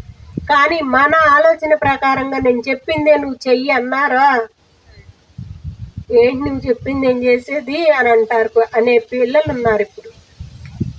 నువ్వు చెప్తే నేను చేయటం ఏంటి, నీకేం తెలుసు, నేను ఇంత చదువుకున్నా అనేవాళ్ళు కూడా ఉన్నారు. అవునా? ప్రాపంచిక విద్య అంతా మన జీవన వృత్తి కోసమే. ఇది మనం ఇప్పుడు ఆత్మ విద్య, మన గురించి మనం తెలుసుకునే విద్యలో మనం అడుగు పెట్టాం. మరి ఈ విద్యను ఆచరించేటప్పుడు మనం ఎంత జాగ్రత్తగా తెలుసుకుంటూ ఆచరణలో పెట్టుకుంటూ మనల్ని చూసి నేర్చుకునేటట్లుగా మనం ఉండాలి అంటే మనం ఎంత సహనాన్ని వహించాలి. నోటితో పని లేదు, అంత పను చేతులతోటి, మన యాక్షన్ తోటి, మన భావాలతోటి. అవునా కదా? నోటితో పని ఉంది, కానీ మనం అన్నీ ఆపేసి ముందు నోరు బయటికి తీసుకొస్తాం. అందుకే అక్కడ బెడ్స్ కొడుతుంది, వెంటల్లా పిల్లలు వెంటల్లా మళ్ళీ యువతలకు వచ్చి బాధపడతాం. మనకి ధ్యానం కుదరదు. అయ్యో ఇంత మంచి విషయాలు చెప్తున్నా వీళ్ళకి ఎక్కట్లేదు ఏంటి, వాళ్ళ లైఫ్ పాడైపోద్ది, వాళ్ళ కోసమే కదా మనం చెప్పేది. మన ఇంటి ఆయన పిల్లలు ఎనరు, మనల్ని ఇలా విసిగిస్తున్నారేంటి, మనం ఒక ఇంత మంచి మార్గంలో ఉంటే వీళ్ళకి ఎందుకు ఎక్కట్లేదు అని అనుకుంటున్నాం. కానీ మనమే ముందు మనం మారాలి, వాళ్ళు కాదు అక్కడ మారాల్సింది. అమ్మ ధ్యానం చేసినాక చాలా మార్పు వచ్చింది. ఇదివరకట్లాగా కోపడుతుల్లా, ఇదివరకట్లాగా చేయి చేసుకోవట్లా, ఎంత ఓపికగా చెప్తుందో. ఎందుకు అంటే ఒక ఉదాహరణ చెప్తాను నేను, చెప్పనా? మా అమ్మగారే ఫస్ట్ ధ్యానంలోకి వచ్చారు. చాలా చాలా ఓర్పు ఆవిడికి. మైగ్రేన్తో నేను స్కూల్లో టీచర్గా వెళ్ళేది అన్నప్పుడు మైగ్రేన్ వచ్చింది, ఒక సైడే వస్తుంది విపరీతంగా, నరాలన్నీ పట్టి లాగినట్టు. ఆ మైగ్రేన్ ఉన్నప్పుడు విపరీతమైన కోపం కూడా. ఎంతగా అంటే పిలవంగానే పిల్లలు పలకపోతే వెళ్ళి కొట్టేసేదాన్ని, పలకరేంటని మా పిల్లల్ని. అది ఆ కోపం అది తగ్గినాక ఎందుకు ఇలా బిహేవ్ చేశానని నా మీద నాకే అసహ్యం వేసేది. చిన్న విషయానికి వీళ్ళని కొట్టేసానేంటి అనిపించేది కూడా. కానీ ఆ కోపంలో నాకు ఆ కోపం వచ్చినప్పుడు మాత్రం తెలిసేది కాదు. మా బాబునైతే పట్టుకుని ఏడ్చేసి, చెల్లి పారిపోయినట్టు పారిపోవచ్చుగా నాన్న, ఎదురుగా నుంచుంటావేంటి, వాడు పాపం ఎక్కువ దెబ్బలు తినేవాడు, పెద్దాడు అనమాట. మా పాప అయితే అరవంగానే పరిగెత్తేసేది ముందు, ఎక్కడ కొడతాను అని. అలా 2 years సఫర్ అయ్యాను నేను. మా అమ్మగారు అది చూసి మెడిటేషన్ చేసుకో, ఇలా రాఘరావు గారి పిరమిడ్లో వెళ్ళు రోజు. మేము బందర్ రోడ్లో ఉండేవాళ్ళం, అది వెళ్ళు రోజు. అప్పుడు నా పరిస్థితి ఏంటంటే బయటికి వెళ్ళి శారీ కూడా కొనుక్కోలేదు. చదివా డిగ్రీ దాకా, రిజల్ట్ అన్నా రాలేదు. చూడటాకని వచ్చారు, పెళ్లి చేసేసారు. ఈ మచిలీపట్నంలో ఉండగానే పెళ్ళయింది. మేము చాలాలు ఉన్నాం ఇక్కడ. మా సారు ఎస్ఐగా చేసేవారు. ఇట్లా ఉండగా ఏం తెలీదు, ఏది కావాలన్నా ఇంటికి ఆయన తీసుకొచ్చేసేవారు. బయటికి వెళ్ళి సరుకులు కానీ చీరలు కానీ నా వస్తువులు నేను కొనుక్కునేది కూడా లేదు. అలాంటిది నేను సిటీలో ఎట్లా వెళ్తాను, ఒకదానే వెళ్ళలేను. ఏదో స్కూలు ఇల్లు తప్ప రెండోది తెలిసేది కాదు. అట్లా ఉన్నటువంటి స్థితిలో నాకు ఈ మైగ్రేన్తో సఫర్ అవుతున్నప్పుడు అమ్మ చెప్తుంటే వినలేదు. ఆ కోపంలో ఏం చేసేదాన్ని, ఇలా బాధపడుతుంటే ఎందుకు అలా బాధపడతా, ధ్యానం చేసుకో అంటే వినేదాన్ని కాదు. ఒకసారి గట్టిగా ఎప్పుడూ లైఫ్లో అమ్మ మీద ఎదురు మాట్లాడని దాన్ని, ఈ కోపంలో ఏం మాట్లాడుతున్నావు, నీకు ఏమన్నా మైండ్ ఉందా, అసలు కళ్ళు మూసుకుని కూర్చుంటే రోగాలు ఎట్లా తగ్గుతాయి, డాక్టర్స్ అంతా పని లేక లక్షల కోసం చదువుకుంటున్నారు, ఏం మాట్లాడుతున్నావు అమ్మా అని గట్టిగా మాట్లాడాను. అంత గట్టిగా మాట్లాడిన ఆవిడ ఎంత నిదానంగా చెప్పారంటే, కాదమ్మా నువ్వు అంత బాధపడుతున్నావు, కోపం వచ్చినప్పుడేమో ఆయనతో కూడా గొడవ పడుతున్నావు, తర్వాత ఏడుస్తున్నావు, ఏంటి పరిస్థితి అని.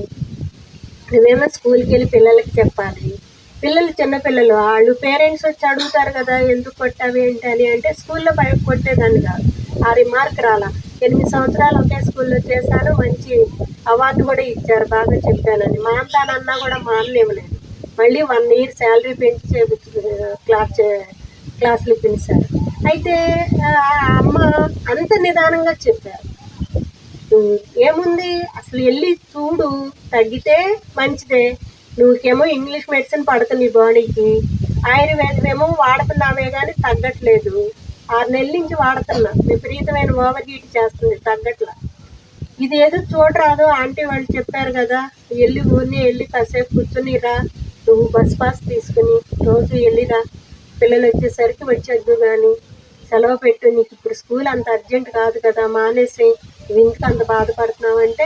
అంత గట్టిగా చెప్పినా కూడా ఆవిడ ఇంత నిదానంగా చెప్తుంటే ఒక్కసారిగా చెంప మీద కొట్టినట్టు అనిపించింది నాకు. అనిపించి తల్లి కదా, పిల్ల బాధపడితే ఆవిడకి ఏం సంతోషంగా ఉంటుంది. అందుకే నేను ఇంత కసురుకున్నా ఆవిడ అంత నిదానంగా చెప్పింది. నేను మా అమ్మ ప్లేస్లో ఉండి నా కూతురు ఇలా బాధపడితే నేను అంతే కదా, అంత బాధపడతా కదా. సరే ఆవిడ బాధపడకూడదు, ఆవిడ తృప్తి కోసం వెళ్ళాలి అని నిర్ణయించుకున్న 2-3 రోజులకే మా అమ్మగారికి చెప్పిన, సైన్స్ మాస్టర్ భార్య, మా నాన్నగారు స్కూల్లో హెచ్ఎంగా చేస్తా, సైన్స్ మాస్టర్ గారు వాళ్ళ భార్య పరిచయం అయ్యారు తోటలవల్లూరు. వాళ్ళు 30 సంవత్సరాల నుంచి ఫ్రెండ్షిప్, అమ్మను ఆంటీని. అయితే నాన్నగారు చనిపోయినప్పుడు బాధలో ఉన్నారని పలకరిస్తూ అప్పుడు అమ్మకి చెప్పారు ధ్యానం గురించి. ఇలా చేసుకోండి వాడమ్మ, బాగుంటుంది, మాస్టర్ని మర్చిపోతారు మీరు త్వరగాను, ఆ దుఃఖం నుంచి బయటకు వస్తారు అని చెప్పి వెళ్ళారు. అప్పటి నుంచి అమ్మ తెల్లవారుజామున చేసుకుంటున్నారు. అలా నాకు చెప్పారు. కరెక్ట్గా మళ్ళీ వాళ్ళ పిల్లలు పెళ్ళిళ్ళు చేయడానికి మళ్ళీ విజయవాడ వచ్చారు, అపార్ట్మెంట్ ఉందని. మమ్మల్ని చూద్దామని వచ్చారు మా ఇంటికి. 2 రోజులు వెంటనే 2 రోజులకి నేను నిర్ణయం తీసుకున్నాను, ఆవిడ వచ్చారు. అప్పుడు అమ్మ చెప్పారు, ఇదిగో రత్నమాల పరిస్థితి ఇది, నిర్మలా గారు ఇట్లాగు అని అంటే, రా మా ఇంట్లో హ్యాంగింగ్ పిరమిడ్ ఉంది దగ్గరే కదా అంటే, నాకు ఎక్కడ కుదురుద్దా అంటే స్కూల్కి వెళ్ళాలి కదా అంటే, నువ్వు తెల్లారుజామున రా 4ంటికి, నేను తలుపు తీసుకుని కూర్చుంటా నీకోసం అని అన్నారు. అప్పుడు వెళ్ళి తెల్లవారుజామున నాకు తోడు మా అమ్మగారు వచ్చేవారు. 40 రోజుల్లో మేడం మీరు నమ్మరు, 40 రోజుల్లో నాకు మైగ్రేనే కాదు, 2 పెద్ద ఆపరేషన్లు, బాబుకి పాపకి. నడువు నొప్పి ఉండేది బాగా, కాసేపు కూడా స్ట్రైట్గా కూర్చోలేకపోయేదా, నానుడు ఎక్కడ ఉందా అని చూసుకునేది. అలాంటి బ్యాక్ పెయిన్ పోయింది. ఎలర్జీ, విపరీతమైన తుమ్ములు. ఈ మచిలీపట్నం పెళ్ళైనాక వచ్చినాక ఈ చల్లటి సముద్రపు గాలికి అనుకున్న బాగా ఎక్కువైపోయాయి తుమ్ములు. 40-50 తుమ్ములు వచ్చేవి వస్తే. అలా అనుకున్నా, అవి పోయినాయి. అసలు ఈ 40 రోజుల్లో ఏ రోజున పోయిందో కూడా గుర్తించలేదు. అప్పుడు అనిపించింది అనమాట, ఇదేదో ఉంది ఇందులోనూ, ఇది అందరికీ తెలియజేయాలి. ఎంతోమంది అనారోగ్యంతో సఫర్ అవుతున్నారు.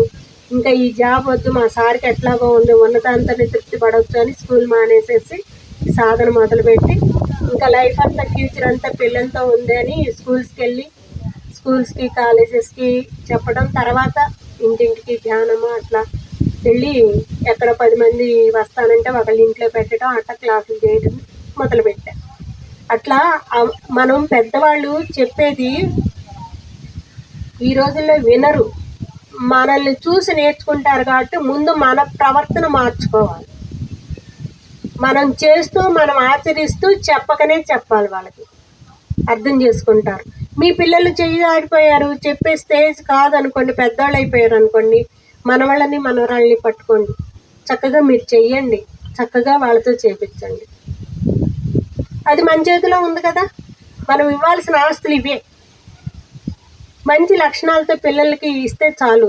మీరు ఎన్ని కోట్లన్నా సంపాదించి ఇవ్వండి, అవి కరగదీసి పెట్టడానికి రోజుల్లో తీసి పక్కన పెట్టేస్తారు. పేరు కీర్తి కూడా తీసి పడేస్తారు ఒక చెడు లక్షణం ఉందంటే. అవునా కదా? ఒక మంచి లక్షణాన్ని మనం అలవాటు చేశామంటే మీరు ఏ ఆస్తులు ఇవ్వకపోయినా అద్భుతంగా సమాజంలో పేరు ప్రతిష్టలు తీసుకొచ్చి వాళ్ళంటూ ఒక స్థానాన్ని ఏర్పరచుకుంటారు. మనం ఇవ్వాల్సిందల్లా మంచి లక్షణాలు. అందుకని మన మనవాళ్ళు మనవరాళ్ళు కూడా మన రాబోయే తరాలకు ఇవ్వాల్సిన ఆస్తులు అవే. కాబట్టి మనం వాళ్ళనన్నా పట్టుకుందాం. ఓకే, వీళ్ళు రావట్లేదు, పిల్లలు రావట్లేదు, భర్త రావట్లేదు అన్న ఆలోచన తీసేయండి. ఎప్పుడు వస్తారు? మనం పరిపూర్ణంగా నేర్చుకున్నాక వస్తారు వాళ్ళు. ఎందుకంటే వాళ్ళు మనకు నేర్పడానికి ఉన్నారు కాబట్టి. అది గుర్తుపెట్టుకోండి, బాధపడకండి రావట్లేదని. మనం పరిపూర్ణం అవ్వాలి. మనల్ని నేర్పడానికే, మనలో ఆ సహనాన్ని పెంచడానికే, ఆ ప్రేమతత్వాన్ని పెంచడానికే ఉందనుకుంటున్నాం. స్వార్థపూరితమైన ప్రేమ ఉంది, అవునా కదా? ఆ స్వార్థాన్ని వదిలేసేయాలి. మన పిల్లని చూసినా ఎంత ప్రేమ ఉందో మన తోటికోళ్ళ పిల్లల్ని చూసినా అంతే ప్రేమ రావాలి. ఆ స్థితికి ఉన్నామా లేదా చూసుకోవాలి. పిల్లలు ఏం చేశారు? ఆవిడేదో ఎప్పుడో ఒక మాట అంది, అది మనసులో పెట్టుకుని వీళ్ళని ద్వేషించడం కరెక్ట్ కాదు కదా. మరి ఆ స్థితికి రాగలిగామా? చూసుకోండి, ఎవరి కాళ్ళు చెక్ చేసుకోండి. ప్యూరిటీ ఏముంది మేడం, ఇక్కడ ఈ పంచభూతాల నుంచి ఎన్నో తీసుకుంటున్నాం, అంతా ఇక్కడ అనుభవించి వెళ్ళటానికి. పొందాలి, సంపాదించుకోవాలి, మనం అనుభవించాలి, నలుగురికి పంచాలి. పోనీ ఇక్కడ సంపాదించింది ఏమైనా పట్టుకెళ్తామా? పట్టుకెళ్ళమా? ఎంత సంపాదించినా ఇక్కడ వదిలేయాల్సిందే. అలాంటప్పుడు ఉన్నంత 4 రోజులు అందరితో మంచిగా ఉందాం, అందరితో నలుగురితో షేర్ చేసుకుందాం. పోయేదేముంది? పంచిందే కదా పెంచబడుద్ది మనకు వచ్చేది. దాచుకుంటే దోచుకోబడుద్ది. నువ్వు ఎంత గీసి నువ్వు తినకుండా, ఎవరికి పెట్టకుండా, ఎవరికి అంటించకుండా నీ వాళ్ళకే నీకే సంపాదించి మేటేసి పెట్టావు, రేపొద్దున వాళ్ళు ఈ మొహాన్ని కూడా చూడరు. ప్రతి ఒక్కళ్ళని నీ పిల్లల్లాగా భావించి చూడు. అప్పుడు ఆ ప్రేమ, ఆ యూనివర్స్ వాళ్ళల్లో ఆ ప్రేమను కలిగిస్తుంది. నేను ఇంత కష్టపడి ఇచ్చాను, ఇంత సంపాదించి ఇచ్చాను, వాడు రానివ్వడు, వాడు పలకరించడు, వాడు నా మొహం చూడంటే నువ్వు నీ ఆడవరకే చూసుకున్నావు, మిగిలిన వాళ్ళని ద్వేషించావు. ఆ ద్వేషం అంతా ఎక్కడికి వస్తుంది? వాళ్ళకి కూడా వస్తుంది. అందరిలోనూ ఉంది ఆ దైవత్వమే కదా, అది గుర్తించలేకపోతున్నాం. అదే మనం తెచ్చుకునేది. ఈరోజు అలా ఉన్నారు అంటే పిల్లలు, అది కారణం మనమే, అవునా కదా? ఆ ఆలోచన మార్చుకుందాం. ఎవరైనా ఒకటే, పెళ్ళిళ్ళు చేయటం, వాళ్ళు ఒక ఇంట్లో చేయటం అంతే, సైలెంట్ అయిపోవటం. మనం అక్కడ నోరిప్పేది ఏంది? వాళ్ళందరికీ వాళ్ళు వచ్చి ఏదన్నా పెద్ద తరహాగా మీకు విలువనిచ్చి, అమ్మ నాన్న ఈ సలహా ఇవ్వండి అని అడిగితేనే చెప్పాలి. అడగకుండా మనం దూరామో చెప్పు దెబ్బలే, మీ ఇష్టం. దుఃఖాలే, బాధలే, మళ్ళీ మొదలుకు వస్తుంది కదా. అంతే కదండి. వాళ్ళు నేర్చుకోవాలి కదా. కింద పడతారు, పైన పడతారు, లెగుస్తారు, పడతారు, నేర్చుకుంటారు, ఎదుగుతారు. వాళ్ళ లైఫ్ డిజైన్ వాళ్ళది, వాళ్ళ ఇష్టాలకు వదిలేయాలి. మనమెవరం సలహాలు ఇవ్వటానికి? కూతురు కుటుంబం అయినా అంతే, కొడుకు కుటుంబం అయినా అంతే. ఉచితంగా ఇచ్చామా చెప్పు దెబ్బలు, చెంపు దెబ్బలే. ఎందుకు అది అవసరమా మనకి? చక్కగా ఓపుకున్నాళ్ళు శక్తిని తెచ్చుకోండి, మీ పనులు మీరు చేసుకోండి, హ్యాపీగా నలుగురిని ఉన్నదేంటని నలుగురితో పంచుకుని తినండి, హాయిగా ఎవరితో చేయించుకోకుండా, ఆధారపడకుండా, ఎవరి మీద ఆధారపడకుండా, వచ్చావా రా అనుకుంటూ నవ్వుకుంటూ వెళ్ళిపోవాలి చావంటే. ఎందుకంటే మన ఎదుగుదలలో ఒక మెట్టు కాబట్టి. ఇప్పుడు దాకా చావంటే భయపడ్డాం, అమ్మో వీళ్ళందరినీ వదిలేసి వెళ్ళాలా అని. అక్కర్లేదు, భయపడక్కర్లేదు. ఇది మన ఎదుగుదలలో ఇంకొక మెట్టు. ఇంకా ఉన్నతంగా ఎదగడానికి, ఇంకా కొత్త పాఠాలు నేర్చుకోవడానికి వెళ్తున్నాం. అలాంటప్పుడు భయపడాల్సిన పని ఏముంది? రా, నీకోసమే నేను ఎదురు చూస్తున్నా, చాలు నేను చేసింది ఇక్కడ చేయాలనుకున్నదంతా చేసేసాను, నీకోసం వెయిట్ చేస్తున్నా అని మనం బస్ కోసం వెయిట్ చేస్తే బస్సు రాగానే ఎలా ఎక్కేస్తాం? అలా వెళ్ళిపోవటమే. మళ్ళీ మంచి యంగ్ శరీరాన్ని తీసుకుని వస్తాం నేర్చుకునేది ఉంటే మనకు నచ్చినట్టుగా. ఇది కూడా మనం నచ్చినట్టుగానే తెచ్చుకున్నాం, కానీ మాయలో పడిపోయి నేను పొట్టిగా ఉన్నాను, నేను నల్లగా ఉన్నాను, నేను బక్కగా ఉన్నాను, ఇలా ఒకళ్ళతో పోల్చుకునే వ్యవహారం కదా ఇక్కడికి వచ్చినాక. ఆ పోలికతో ఒకళ్ళ చూసి ఒకళ్ళ అనుకరణ ప్రభావంతో చేయకుండా పిచ్చి పనులన్నీ చేస్తున్నాం, అవునా కదా?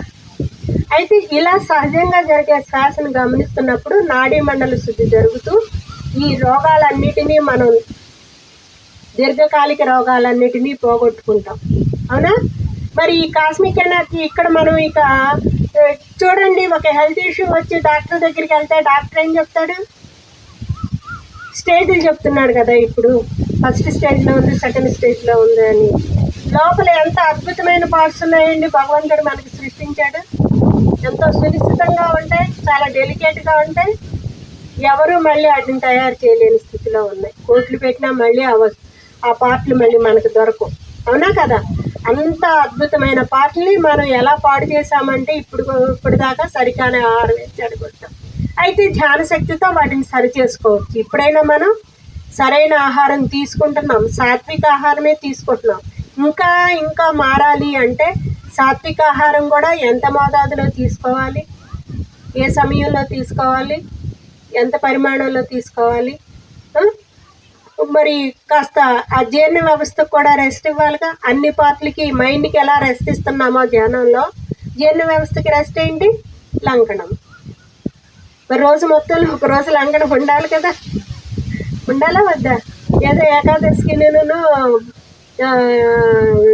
ఏంటి శివరాత్రికి ఒకసారి కాదు కదా ఉండేది, వారంలో ఒకరోజు అట్లా ప్రాక్టీస్ చేయండి, అలవాటు అవుద్ది బాడీకి. వాటర్, లిక్విడ్, జ్యూస్లు అవి తీసుకుంటూ. ఇకపోతే ఈ ఈ ధ్యానంలో మనకి ఇక్కడ డాక్టర్ దగ్గరికి వెళ్తే లోపల పార్ట్లు పాడైపోయిన తర్వాత ఫిజికల్ బాడీ మీద చూపించి అప్పుడు మనకి డాక్టర్ దగ్గరికి వెళ్తాం. డాక్టర్ టెస్టులు చేసి స్కానింగ్ తీసి ఇలా ఇంత పర్సంటేజ్ పాడైంది, కొన్నాళ్ళు మందులు వాడితే తగ్గుద్దని చెప్తాడు. ఒక్కోటేమో తీవ్రంగా ఉంటే దాన్ని మార్పిడి చెయ్యాలి అంటాడు, ఆ పార్ట్ ప్లేస్లో ఇంకో పార్ట్ పెట్టాలంటాడు. అదే పార్ట్ కాదు ఇంకొకరికి పెడతాడు. ఇంకొకళ్ళేమో ఇక అది పెట్టినా కూడా పని చేయదు, ఇంకా నువ్వు 3 నెలలు 6 నెలల కన్నా ఎక్కువ బతకవు అని చెప్తారు. ఒక్కొక్కళ్ళేమో వెంటనే ఇంకా మా వల్ల కాదు, తీసుకెళ్ళిపోండి, వేరే హాస్పిటల్కి వెళ్ళండి కావాలంటే, కానీ మనిషి బతకడం అని చెప్తారు. అలా డాక్టర్లు మా వల్ల కాదు అని చెప్పిన వాళ్ళు ధ్యానంలోకి వచ్చి పిరమిడ్లో గంటలు గంటలు ధ్యాన సాధన చేసి వాళ్ళు సీనియర్ మాస్టర్ సజెషన్తో ఏమేమి దానాలు చేయాలి, ఏమేమి కండక్ట్ చేయాలి, ఎన్ని గంటలు ధ్యాన సాధన చేయాలి అని సలహా తీసుకుని సాధన చేసి బ్రతికి ఈ రోజున అద్భుతంగా ధ్యాన ప్రచారం చేసే వాళ్ళని నేను ఎంతోమందిని చూశాను. అంత పవర్ ఉంది ఈ ధ్యానానికి. మరి ఇక్కడ ఏం జరుగుతుంది? మరి డాక్టర్ కొంతమందికి సజెస్ట్ చేస్తాడు, మీరు ప్రాణాయామ చేయండి అంటే శ్వాస ప్రక్రియ సరిగ్గా లేకపోతే చనిపోయిన కణాలు లోపలే ఉండి ఆ చనిపోయిన కణాలు ఏ పార్ట్ దగ్గర అయితే ఉంటాయో ఎక్కువ రోజులు ఆ పార్ట్ పాడైపోవటం అనేది జరుగుద్ది. పని చేయటం దాని సామర్థ్యం తగ్గుద్ది. అలా తగ్గి ఎక్కువ రోజులు ఉండటం వలన అది పూర్తిగా పాడైపోవటం అనేది జరుగుద్ది. అందుకని ప్రాణాయామ చేయండి అని చెప్తాడు. లేదు వాకింగ్ చేయమంటాడు. వాకింగ్ ఎలా ఏం చేస్తాం? శరీర అవయవాలను ఒక భంగిమలో పెట్టి శ్వాసను పీలుస్తూ ఒక భంగిమ, కుంభిస్తూ ఒక భంగిమ యోగాలో చేసేది. దాన్ని రేచకంలో అంటే వదులుతూ ధ్యాస మొత్తం ఎక్కడ ఉంటుంది? శ్వాస మీదే ఉంటుంది. అక్కడ కూడా ఫిజికల్ ఫిట్నెస్ కోసం యోగా చేస్తాం. దానివల్ల శారీరక బలం అనేది ఈ ఫిజికల్గా ఉన్న బాడీ ఫిట్నెస్ కోసం యోగా పనిచేస్తుంది, అవునా? వాకింగ్, మనలో ఉన్నటువంటి వాకింగ్ ఎలా చేయాలి? ఈ పిడికిలు బిగించి ఈ బొటన వేలు చిటినుకు వేలికి రానిచ్చి ఇలా పిడికిలు బిగించి శ్వాసను గమనిస్తూ సాధ్యమైనంత వరకు చెప్పులు లేకుండా భూమాతకి కాళ్ళు టచ్ అవుతూ చెమట పట్టేటట్టు వాక్ చేయాలి. ఏమీ ఆలోచించకుండా. మనమేమో దొంగ పూలు కోసుకొస్తా సెల్ ఫోన్లు మాట్లాడుకుంటూ వాకింగ్ చేస్తాం. అది ఎలా సాధ్యమవుద్ది? కాదు కదా. అందుకని మనం ఆ వాకింగ్ అలా చేసినప్పుడు చెమటలు పట్టినాయి అనుకోండి, ఈ శ్వేత రంధ్రాల నుంచి ఆ డెడ్ సెల్స్ బయటకు వచ్చేస్తాయి. వచ్చిన వెంటనే చెమట పట్టినంతసేపు మనం ఒక అరగంటో గంటో మన స్టామినా బట్టి వాకింగ్ చేసినాక వెంటనే స్నానం చేసేయాలి. ఆరకూడదు. ఆరితే మళ్ళీ ఆ సెల్స్ నుంచి లోపలికి, ఆ రంధ్రాల నుంచి ఆ సెల్స్ లోపలికి వెళ్ళిపోతాయి. ఇలా మనకి హెల్త్ క్యూర్ అవుతుంది. అధికంగా కొవ్వు ఉన్నాయి క్రిస్టల్స్గా కరిగి, ఆ క్రిస్టల్స్ ఇంకా తగ్గి కొరుకు ఫ్యాట్ తగ్గుద్ది, లావు అనేది తగ్గుతారు. కాబట్టి వాకింగ్ చేయమంటారు. అది మీకు తెలిసిన విషయమే. ఇక్కడ మనం ధ్యానంలో వాకింగ్ చేయట్లేదు, ప్రాణాయామ చేయట్లేదు, ఏ విష పదార్థాలు మింగట్లేదు. మరి కళ్ళు మూసుకుని కూర్చుంటే ఎలా సాధ్యమవుతుంది? డైరెక్ట్గా ఎప్పుడైతే మనసుని పూర్తిగా ఖాళీ చేసామో, అది చేసే పనిని పూర్తిగా ఆపేసామో, ఒక చిన్న ఆలోచన అండి, చాలా మంచి ఆలోచన అంటే కుదరదు అక్కడ. మంచి ఆలోచన, చెడ్డ ఆలోచన, చిన్న ఆలోచన, పెద్ద ఆలోచనతో పని లేదు దానికి. మనం అంట్లు తోమేటప్పుడు అన్నంట్లు ఏదో ఆలోచిస్తా తోముతాం చూడండి. పాలగిన్నె వచ్చేసరికి ఆలోచిస్తావా? ఎక్కడున్నా అక్కడికి వచ్చేస్తుంది. ఎందుకని? చిన్న అంటున్నా పాలన్నీ ఇరిగిపోతాయి కాబట్టి. మరి అన్నంట్లో అలాగే తోమాలిగా, తోము. ఎందుకంటే ఇక్కడ పాలు ఇరిగిపోతాయి కాబట్టి. అంత పాలగిన్ని ఎంత శుభ్రంగా ఉందో అంత శుభ్రంగా ఈ మైండ్ అనే బౌల్ని క్లీన్ చేసుకోవాలి అన్నాను. అప్పుడు విశ్వశక్తి అపారంగా మన లోపలికి వచ్చి చక్కగా లోపల ఉన్నటువంటి నాడులన్నిటినీ శుద్ధి చేస్తూ ఎక్కడైతే చనిపోయిన మృత కణాలు అన్నాను కదా, ఎక్కడైతే చనిపోయిన కణాలు ఉన్నాయో వాటిని అక్కడే ఉంచి ఈ విశ్వశక్తి ఆడికి వెళ్ళి టచ్ అవగానే అవి ప్రాణం పోసుకుంటాయి, పునరుజ్జీవింపబడతాయి. అవి ప్రాణం పోసుకుని చక్కగా అవి మెల్లిగా శక్తిని తీసుకుని వాటి పనిని మొదలు పెట్టినప్పుడు ఆ పార్ట్ చక్కగా రికవరీ అవుతుంది.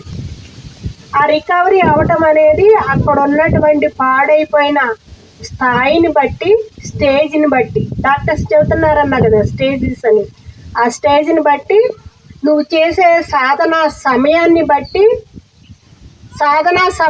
బట్టి విశ్వశక్తి మోతాదు వెళ్ళుద్ది. వింటున్నారు కదా శ్రద్ధగా? మీరు ఎంతసేపు చేస్తారో, సాధన ఎన్ని గంటలు చేస్తారో దాన్ని బట్టి విశ్వశక్తి మోతాదు వెళ్ళుద్ది. విశ్వశక్తి మోతాదుని బట్టి తగ్గటం అనేది రోజుల, వారాల, నెలల, సంవత్సరాల అనేది పడుతుంది. అది మీరు కేటాయించుకోవాలి. గ్రూప్ మెడిటేషన్లో ఎక్కువ ఎనర్జీస్ వస్తాయి. ఇలాంటి పెద్ద పెద్ద దేవతా వృక్షాల కింద వస్తాయి అవునా. మరి ప్రవహించే నదుల దగ్గర వస్తాయి. పౌర్ణమి, అమావాస్య అప్పుడు అపారంగా విశ్వశక్తి వస్తుంది. పిరమిడ్లో ఎక్కువ ఎనర్జీ వస్తుంది. మరి వాటిని ఉపయోగించుకుంటూ మీరు ఎక్కువసేపు సాధన చేశారనుకోండి, త్వరగా క్యూర్ అవుతుంది. మాకు ఎక్కడికి వెళ్ళటానికి కుదరదండి, పంపించరండి, ముందే మీరే ఊహించేసుకుంటారు.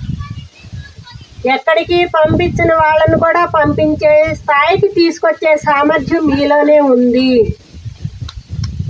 అందుకని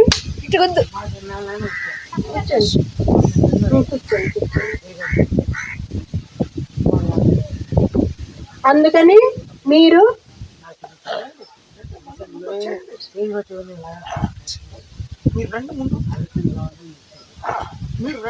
డిస్కస్ చేద్దరు రండి.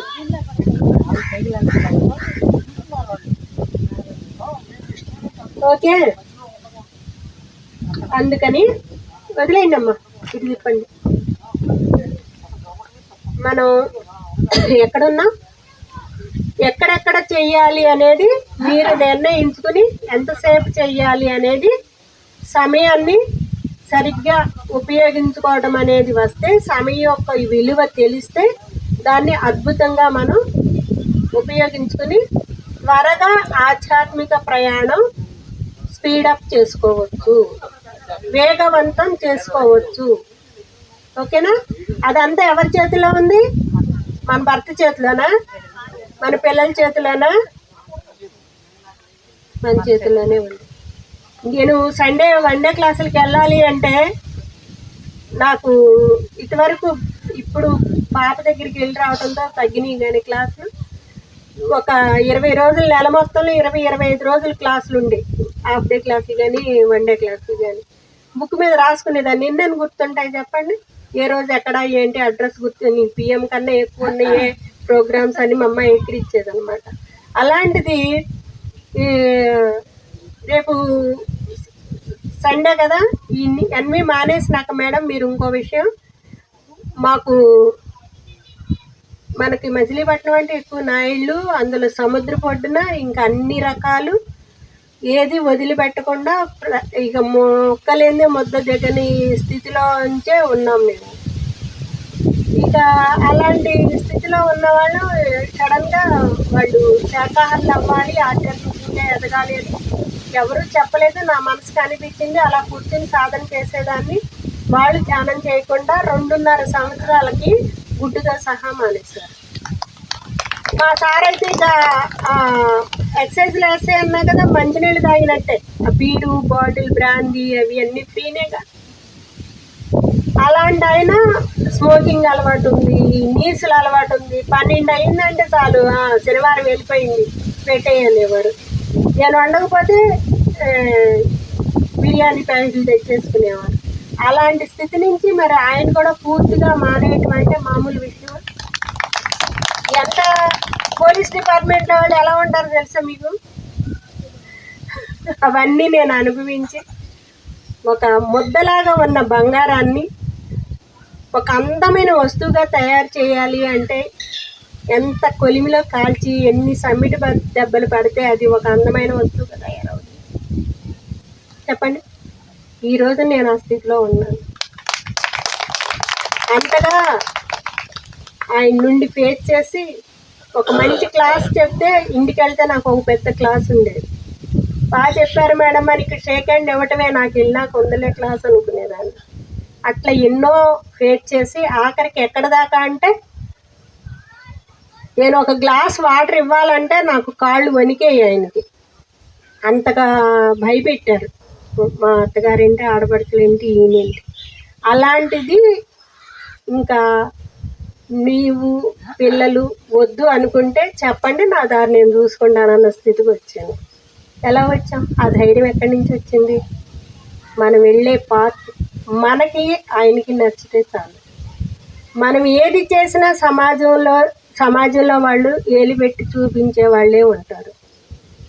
దాన్ని మంచి చేస్తున్నావు అని సపోర్ట్ ఇచ్చేవాళ్ళు ఎవరు ఉండరు. మంచి చేసినా వంకరగా చూపుతారు, చెడు చేసినా ఇచ్చేస్తారు. కానీ వెళ్ళే మార్గం మనకి నచ్చాలి, ఆ భగవంతుడు నచ్చాలి. మన ఇద్దరికి తెలిస్తే చాలు. అంతగా ఆయన వాళ్ళేమనుకుంటారు వీళ్ళేమనుకుంటారు ఎవరు బండి పడితే వాళ్ళ బండి అంటే స్కూల్స్కి వెళ్తున్నప్పుడు వాళ్ళు ½ ఇస్తారు, మాట్లాడతారు. మేడం మీరు స్కూల్లో బాగా చెప్తారు, ఇలా పర్మిషన్ ఇచ్చారు, నేను మీకు జర్నీ అవైలబుల్గా ఉండదు, బస్ రూట్ ఉండదు, ఆటో రూట్ ఉండదు, ఇలా పలానా వాళ్ళు పంపిస్తున్నాను బయట మీద తీసుకొచ్చి క్లాస్ చెప్పేసి వెంటనే వెళ్ళిపోండి మేడం అంటే ఓకే అంటాం, కాదనలేం కదా. దానికి కూడా అబ్జెక్షన్ పెట్టేవారు. అలా అయినా సరే వెళ్ళిపోయేదాన్ని. ఇంటికి వచ్చినాక నేను చూసుకు చెప్పాల్సిన సమాధానం చెప్పేదాన్ని. ఎన్నోసార్లు వెళ్ళిపోమన్నారు కూడా. ఎందుకు వెళ్ళాలి, రీజన్ ఏంటో చెప్పండి, వెళ్ళిపోతా. ఏముంటుంది అక్కడ రీజను? ఏం మాట్లాడతారు? ధ్యానం చెయ్యొద్దు అనడానికి మీరు 40 రోజులు చెయ్యండి, రిజల్ట్ రాకపోతే నేను మానేస్తా. సిన్సియర్గా చేయండి. అప్పుడు మీరు చేయకుండా మానొద్దు అని అనొద్దు. మీకు ఆ రైట్స్ లేవు. పిల్లల విషయంలో పిల్లలకి అన్నీ అడగంగానే ఇచ్చేసి అతి గారాభంగా నేనే ఇక పెంచుతున్నాను అన్నట్లుగా తయారు చేశారు. అది నాకు ఫస్ట్ నుంచి నచ్చేది కాదు. అక్కడ ఇద్దరం గొడవ పడేవాళ్ళు. పిల్లలకి అన్నీ ఇవ్వాలి, డబ్బులు కూడా ఇవ్వాలి, అవసరమైతే ఎంత ఇవ్వాలి, దేనికి ఇవ్వాలి, ఇచ్చిన తర్వాత వాళ్ళు ఏం కొన్నారు, తర్వాత ఏం మిగిలిన వెయ్యి మనం ఆరా తీసుకోవాలి. తీసుకోకపోతే ఏమవుద్ది? వాళ్ళు ఏం కొంటున్నారో ఏం తిరుగుతున్నారో తెలియదు కదా. అడగంగానే వస్తువులు ఇవ్వద్దు. వస్తువు విలువ తెలియచేయాలి అంటే దానికి మంచి సమాధానం మనకు వాళ్ళు చెప్పాలి, ఈ వస్తువు కావాలి అని. బయట ఫుడ్ తిన్నేవును, అసలు ఒక తల్లి అంటే నువ్వు తల్లివేనా, ఒక రాక్షసువి. నువ్వు ఏది పడితే అది కొనవు, ఏది పడితే అది డబ్బులు ఇవ్వనివ్వు. నువ్వు అసలు తల్లివేనా, నువ్వు అసలు మాకు స్వేచ్ఛనివ్వట్లేదు, మాకు ఒక మారుడి తల్లిలాగా ఉన్నావు, డాడీ చాలా మంచి అన్న పిల్లలు ఇంటర్కి వచ్చేసరికి ఆ పిల్లే బయటికి వెళ్ళి ప్రపంచాన్ని, ఫ్రెండ్స్ని చూసి, డాడీ నువ్వు పెంచినట్టు పెరిగితే మేము ఈ సిటీలో ఏమైపోయే వాళ్ళం, అమ్మ పెంపకం కరెక్ట్ అని చెప్పి కేఎల్యూ యూనివర్సిటీ ఫస్ట్ వచ్చింది తను బీటెక్లో. ఇప్పుడు ఇన్ఫోసిస్లో, బెంగళూరులో ఇన్ఫోసిస్లో జాబ్ చేస్తుంది. ఈ బందర్ నుంచే వచ్చింది సంబంధం ఎత్తుక్కుంటా, కావాలని చేసుకున్నారు. బాబు కూడా అంతే, సివిల్ ఇంజనీర్, గోల్డ్ మెడల్ తను కూడా. అట్లా సెటిల్ అయిపోయారు. ఎప్పుడైతే నా పిల్లలే స్కూల్లో ఫస్ట్ ఉండాలి అన్నిటికన్నా అని వాళ్ళ పక్కన కూర్చుని రుబ్బి ఉన్న రోజున అంత సాటిస్ఫాక్షన్ లేదు. వాళ్ళతో పాటు నేను స్కూల్కి వెళ్ళేదాన్ని, ఒక టీచర్గా అందరికీ చేసేదాన్ని. కానీ నా పిల్లలు అన్న స్వార్థంతో నేను అప్పుడు పెంచాను. ఎప్పుడైతే మెడిటేషన్లోకి వచ్చి వాళ్ళ చదువు పెద్దవాళ్ళు అయ్యారు, 7th వరకు చెప్పగలిగాను వాళ్ళకి. 7th తర్వాత నేను చెప్పలేకపోయాను, మ్యాథ్స్ను సైన్స్ను ట్యూషన్ పెట్టేశాను. ఈలోపు మెడిటేషన్ దొరికింది. అన్ని కాలేజెస్కి, స్కూల్స్కి వెళ్ళి చెప్పడంతో సిటీ కేబుల్లో, పేపర్స్లో, వాటిల్లో కూడా అద్భుతంగా ఆ రోజున 2008-9లో బాగా అసలు ఎన్ని యూనివర్సిటీలు ఉన్నాయంటే సిద్ధార్థ వాళ్ళే 17 యూనివర్సిటీల్లోనూ 2 సంవత్సరాలు కంటిన్యూగా వెల్లంకి లలిత మేడం ఉన్నారు కదా, సిద్ధార్థ ఫౌండర్ వాళ్ళ అమ్మాయి, వైవీరావు గారు వాళ్ళ అమ్మాయి, ఆవిడ అన్ని కాలేజెస్కి తిప్పారు. ఆ టైంలో అద్భుతంగా చెప్పినప్పుడు నా పిల్లల స్థితి ఇంకా అద్భుతంగా పెరిగింది. వాళ్ళ మార్క్స్ ఏంటో చెప్పేసేదాన్ని. వాళ్ళకి అర్థమయ్యేది కాదు. మా సార్ ఏంటి, నువ్వు ఇంతవరకు పట్టించుకున్నావు, ఇప్పుడు వాళ్ళని పట్టించుకోవట్లేదు, నువ్వు క్లాసుకి వెళ్ళిపోతున్నావు వాళ్ళని వదిలేసి, నువ్వు వెళ్ళమాక అని చెప్పేవారు. నాకు తెలుస్తుంది లోపల నుంచి ఆనందం. నేను యూనివర్స్లోనే నా పిల్లలు ఉన్నారు, ప్రత్యేకంగా నా పిల్లల కోసం నేను కూర్చునేది ఏముంది, యూనివర్స్ అంతా నా పిల్లలు అయినప్పుడు. ఎప్పుడైతే మనం అంత విశాల దృక్పథ భావంతో మనం చూస్తామో అందులోనే మన కుటుంబము, మన కుటుంబ సభ్యులు, మన పిల్లలు ఉంటారు. కాబట్టి ప్రత్యేకంగా మన పిల్లల గురించి పట్టించుకోవాల్సిన అవసరం లేదు అనిపించింది. అర్థమైందండి? మన దృక్పథం పెంచుకుంటూ ఉండాలి. ఇప్పుడు మనం గిరిగీసుకుని ఎంతగా ఉన్నాము అంటే, నా ఇల్లు, నా పిల్లలు, నా భర్త, కనీసం భర్తని కన్నా తల్లిదండ్రుల మీద కూడా లేదు ఈ రోజున. ఫ్రాంక్గా చేస్తున్నాం, మీరేమన్నా అనుకోండి, ఉంటే కొంతమందికి ఉండొచ్చేమో కానీ ఎక్కువ శాతం లేదు, అవునా కదా? ఏదో వాళ్ళు అధికారంతోనో అహంతోనో ఏదో ఒక మాట అంటే అది చచ్చేదాకా పట్టుకుని మా తిట్టండి, మా ఆడబడి తిట్టి, వాళ్ళు అన్నది ఒక్కసారి. నువ్వు చచ్చేదాకా ఎన్నిసార్లు అనుకుంటున్నావో, నీకు నువ్వు తక్కువ చేసుకుంటున్నావో, నీకు నువ్వు కించపరుచుకుంటున్నావు, నీకు నువ్వు బాధపడుతూ నీ ఎనర్జీ లాస్ చేసుకుంటున్నావు. ఇప్పుడు తెలిసింది, ఎవరు ఏదనుకున్నా వాళ్ళ కర్మ అదే, వాళ్ళకే అనుభవిస్తారు అని వదిలేయగలుగుతున్నాం. అప్పుడు వదిలేయలేకపోయాం కదా. ఇందులోకి వచ్చినా కూడా ఒక్కోసారి కళ్ళు మూసుకుని కూర్చుంటే అయ్యకు రింగ్ అయిన వాళ్ళు కూడా ఉన్నారు. దాని స్థాయిని మించి సాధన చేస్తే అయ్యి అడుగుకి వెళ్ళిపోతాయి, కనబడకుండా పోతాయి. ఏదో అజ్ఞానంతో అన్నారులే, ఎప్పుడో అన్నారు అనే స్థితికి ఎదుగుతాం అన్నమాట. అంతేగాని వాటిని పట్టుకుని ఏడవం ఇంకా, అవునా కదా? అట్లా మనం మన ఆలోచన విధానం మార్చుకుంటూ మనల్ని మనం సరి చేసుకున్నప్పుడు, ఇప్పుడు ఇదంతా బాహ్యంగా కనపడేదంతా మన అంతరంలోనే ఉంది. ఇది ఒక అద్దం లాంటిది అనుకోండి, బాహ్య ప్రపంచం. అద్దంలో ఇలా చూసుకుంటాం, ఏం కనబడుతుంది? మనమే కనబడతాం. అందుకే వాళ్ళని అట్లా ఉన్నారు నచ్చట్లేదు, వీళ్ళు ఇట్టున్నారు నచ్చట్లేదు అంటే ఆ భావన లోపల నీలో ఉంది, అది తీసేయి, అక్కడ నచ్చుద్ది. ఇప్పుడు అద్దాన్ని చూసుకుంటున్నాం, చూసుకుని పాకుడు సరిగ్గా లేదు, బొట్టు సరిగ్గా లేదని ఇక్కడ సరి చేసుకుంటున్నామా, అద్దంలో సరి చేస్తున్నామా? మరి ఇక్కడ కదా సరి చేయాల్సింది. మరి మనం ఇప్పటిదాకా అది అట్లా అన్నాం కదా, వాళ్ళు బాగాలేదు వీళ్ళు బాగాలేదని. మరి పాపిడి ఎక్కడే కనపడుతుంది, ఇక్కడే, కానీ సరి చేయాల్సింది మన దగ్గర. మరి ఇక్కడ సరి చేసుకుంటే అక్కడ సరి అవుద్ది అన్న అది లాజిక్ ఎప్పుడైతే అర్థమైందో అక్కడ ఏమీ ఉండదు. అప్పుడు సరికాదంటూ ఏమీ ఉండదు, సరి చేసుకోవాల్సిందంతా ఇక్కడే ఉంది అనేది అర్థమవుతుంది. ఎందుకు అంటే అది నచ్చట్లేదు అంటే వాళ్ళ స్థితి అది. ఒక జన్మలో మనం కూడా అలాగే ఉన్నాం. ఎన్ని జన్మలు ఎత్తి ఎన్ని రకాలుగా ఈ స్థాయికి వచ్చాం మనం. మరి మనకన్నా తక్కువ స్థాయిలో ఉన్న వాళ్ళు చేసే పనులు నచ్చినప్పుడు హేళన చేయక్కర్లా, వాళ్ళ మీద ద్వేషం పెంచుకోకర్లా, జాలి చూపించి వాళ్ళు కూడా ఏదో ఒక రోజున తెలుసుకుంటారులే. ఇప్పుడు మనకి కూడికలు తీసిరాతలు తెలిసినవి, చిన్నపిల్లాడికి తెలియదు, వాడు అవస్థ పడతా ఉంటాడు. మనకు నవ్వు వస్తుందా లేదా, చిన్నవి కూడా రావే ఇడికి అని. మనకు వచ్చేసినాయి కాబట్టి మనం నవ్వుకుంటాం. మరి వీటికన్నా ఎక్కువ స్థాయిలో ఉన్నవాడు మనం పడే ఇబ్బందులు మనం పాకాహారాల కాడే కొట్టుకుంటున్నాం అనుకోండి, వాడు నవ్వుకుంటాడా లేదా? ఇవి నేర్చుకున్నాక అవి కూడా నేర్చుకుంటాంగా మనం. అట్లాగే వాడు కూడా కూడికలు తీసుకురాత నేర్చుకుంటాడు ఏదో ఒక రోజు. నాకెందుకు కూడా మీద కూడా ట్యూషన్కి వెళ్ళో నేర్చుకుంటాడు. అంత మాత్రాన్ని వాడిని ఏం తక్కువ చూపు చూడక్కర్లేదు.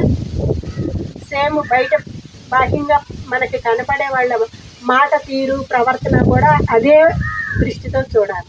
వాళ్ళ జ్ఞానస్థాయిని బట్టి వాళ్ళు అలా ప్రవర్తిస్తున్నారు. ఒక జన్మలో మనం కూడా అంతే, అందుకే ఇప్పుడు నచ్చట్లేదు. అందుకని వాళ్ళు ఏదో ఒక రోజున ఏదో ఒక జన్మలో నేర్చుకుంటారు. ఈ జన్మలోనే నేర్చుకోవచ్చు, లేదా నెక్స్ట్ జన్మల్లో పడుతుంది. అంత మాత్రాన వాళ్ళని ద్వేషించక్కర్లేదు. ఓకే, టైం అయిపోయింది. శ్రద్ధగా విన్నందుకు మీ అందరికీ ధన్యవాదాలు. సాధన పెంచుకోండి, సమయాన్ని సరిగ్గా సద్వినియోగం చేసుకోండి, ఎనర్జీస్ని సరిగ్గా ఇంద్రియాలతో ఉపయోగించుకోండి.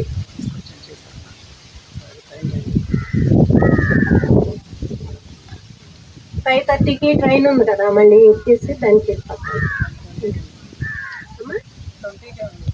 5:20కేనా? ఓకే, మీ అందరికీ మరొకసారి థ్యాంక్స్. Thank you.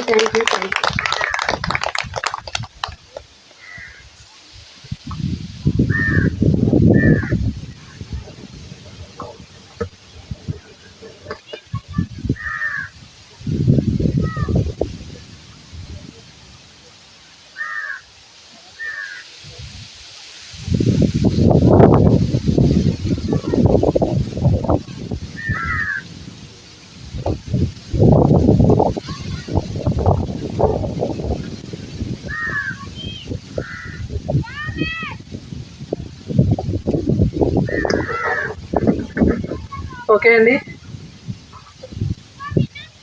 మరి ఒక ధ్యానిగా ఒక మాస్టర్గా జీవిస్తే జీవితంలో ఎంత అద్భుతమైనటువంటి అనుభవ ఫలాలు ఉంటాయి మేడం గారు అనుభవించి ఆచరించి మనకి తెలియజెప్పారు. ఒకసారి మేడం గారికి గట్టిగా క్లాస్ కొడదామండి. మరి మేడం గారికి 5:20 కల్లా ట్రైన్ ఉంది కాబట్టి ముందు మేడం గారికి సన్మానం చేసేద్దాము.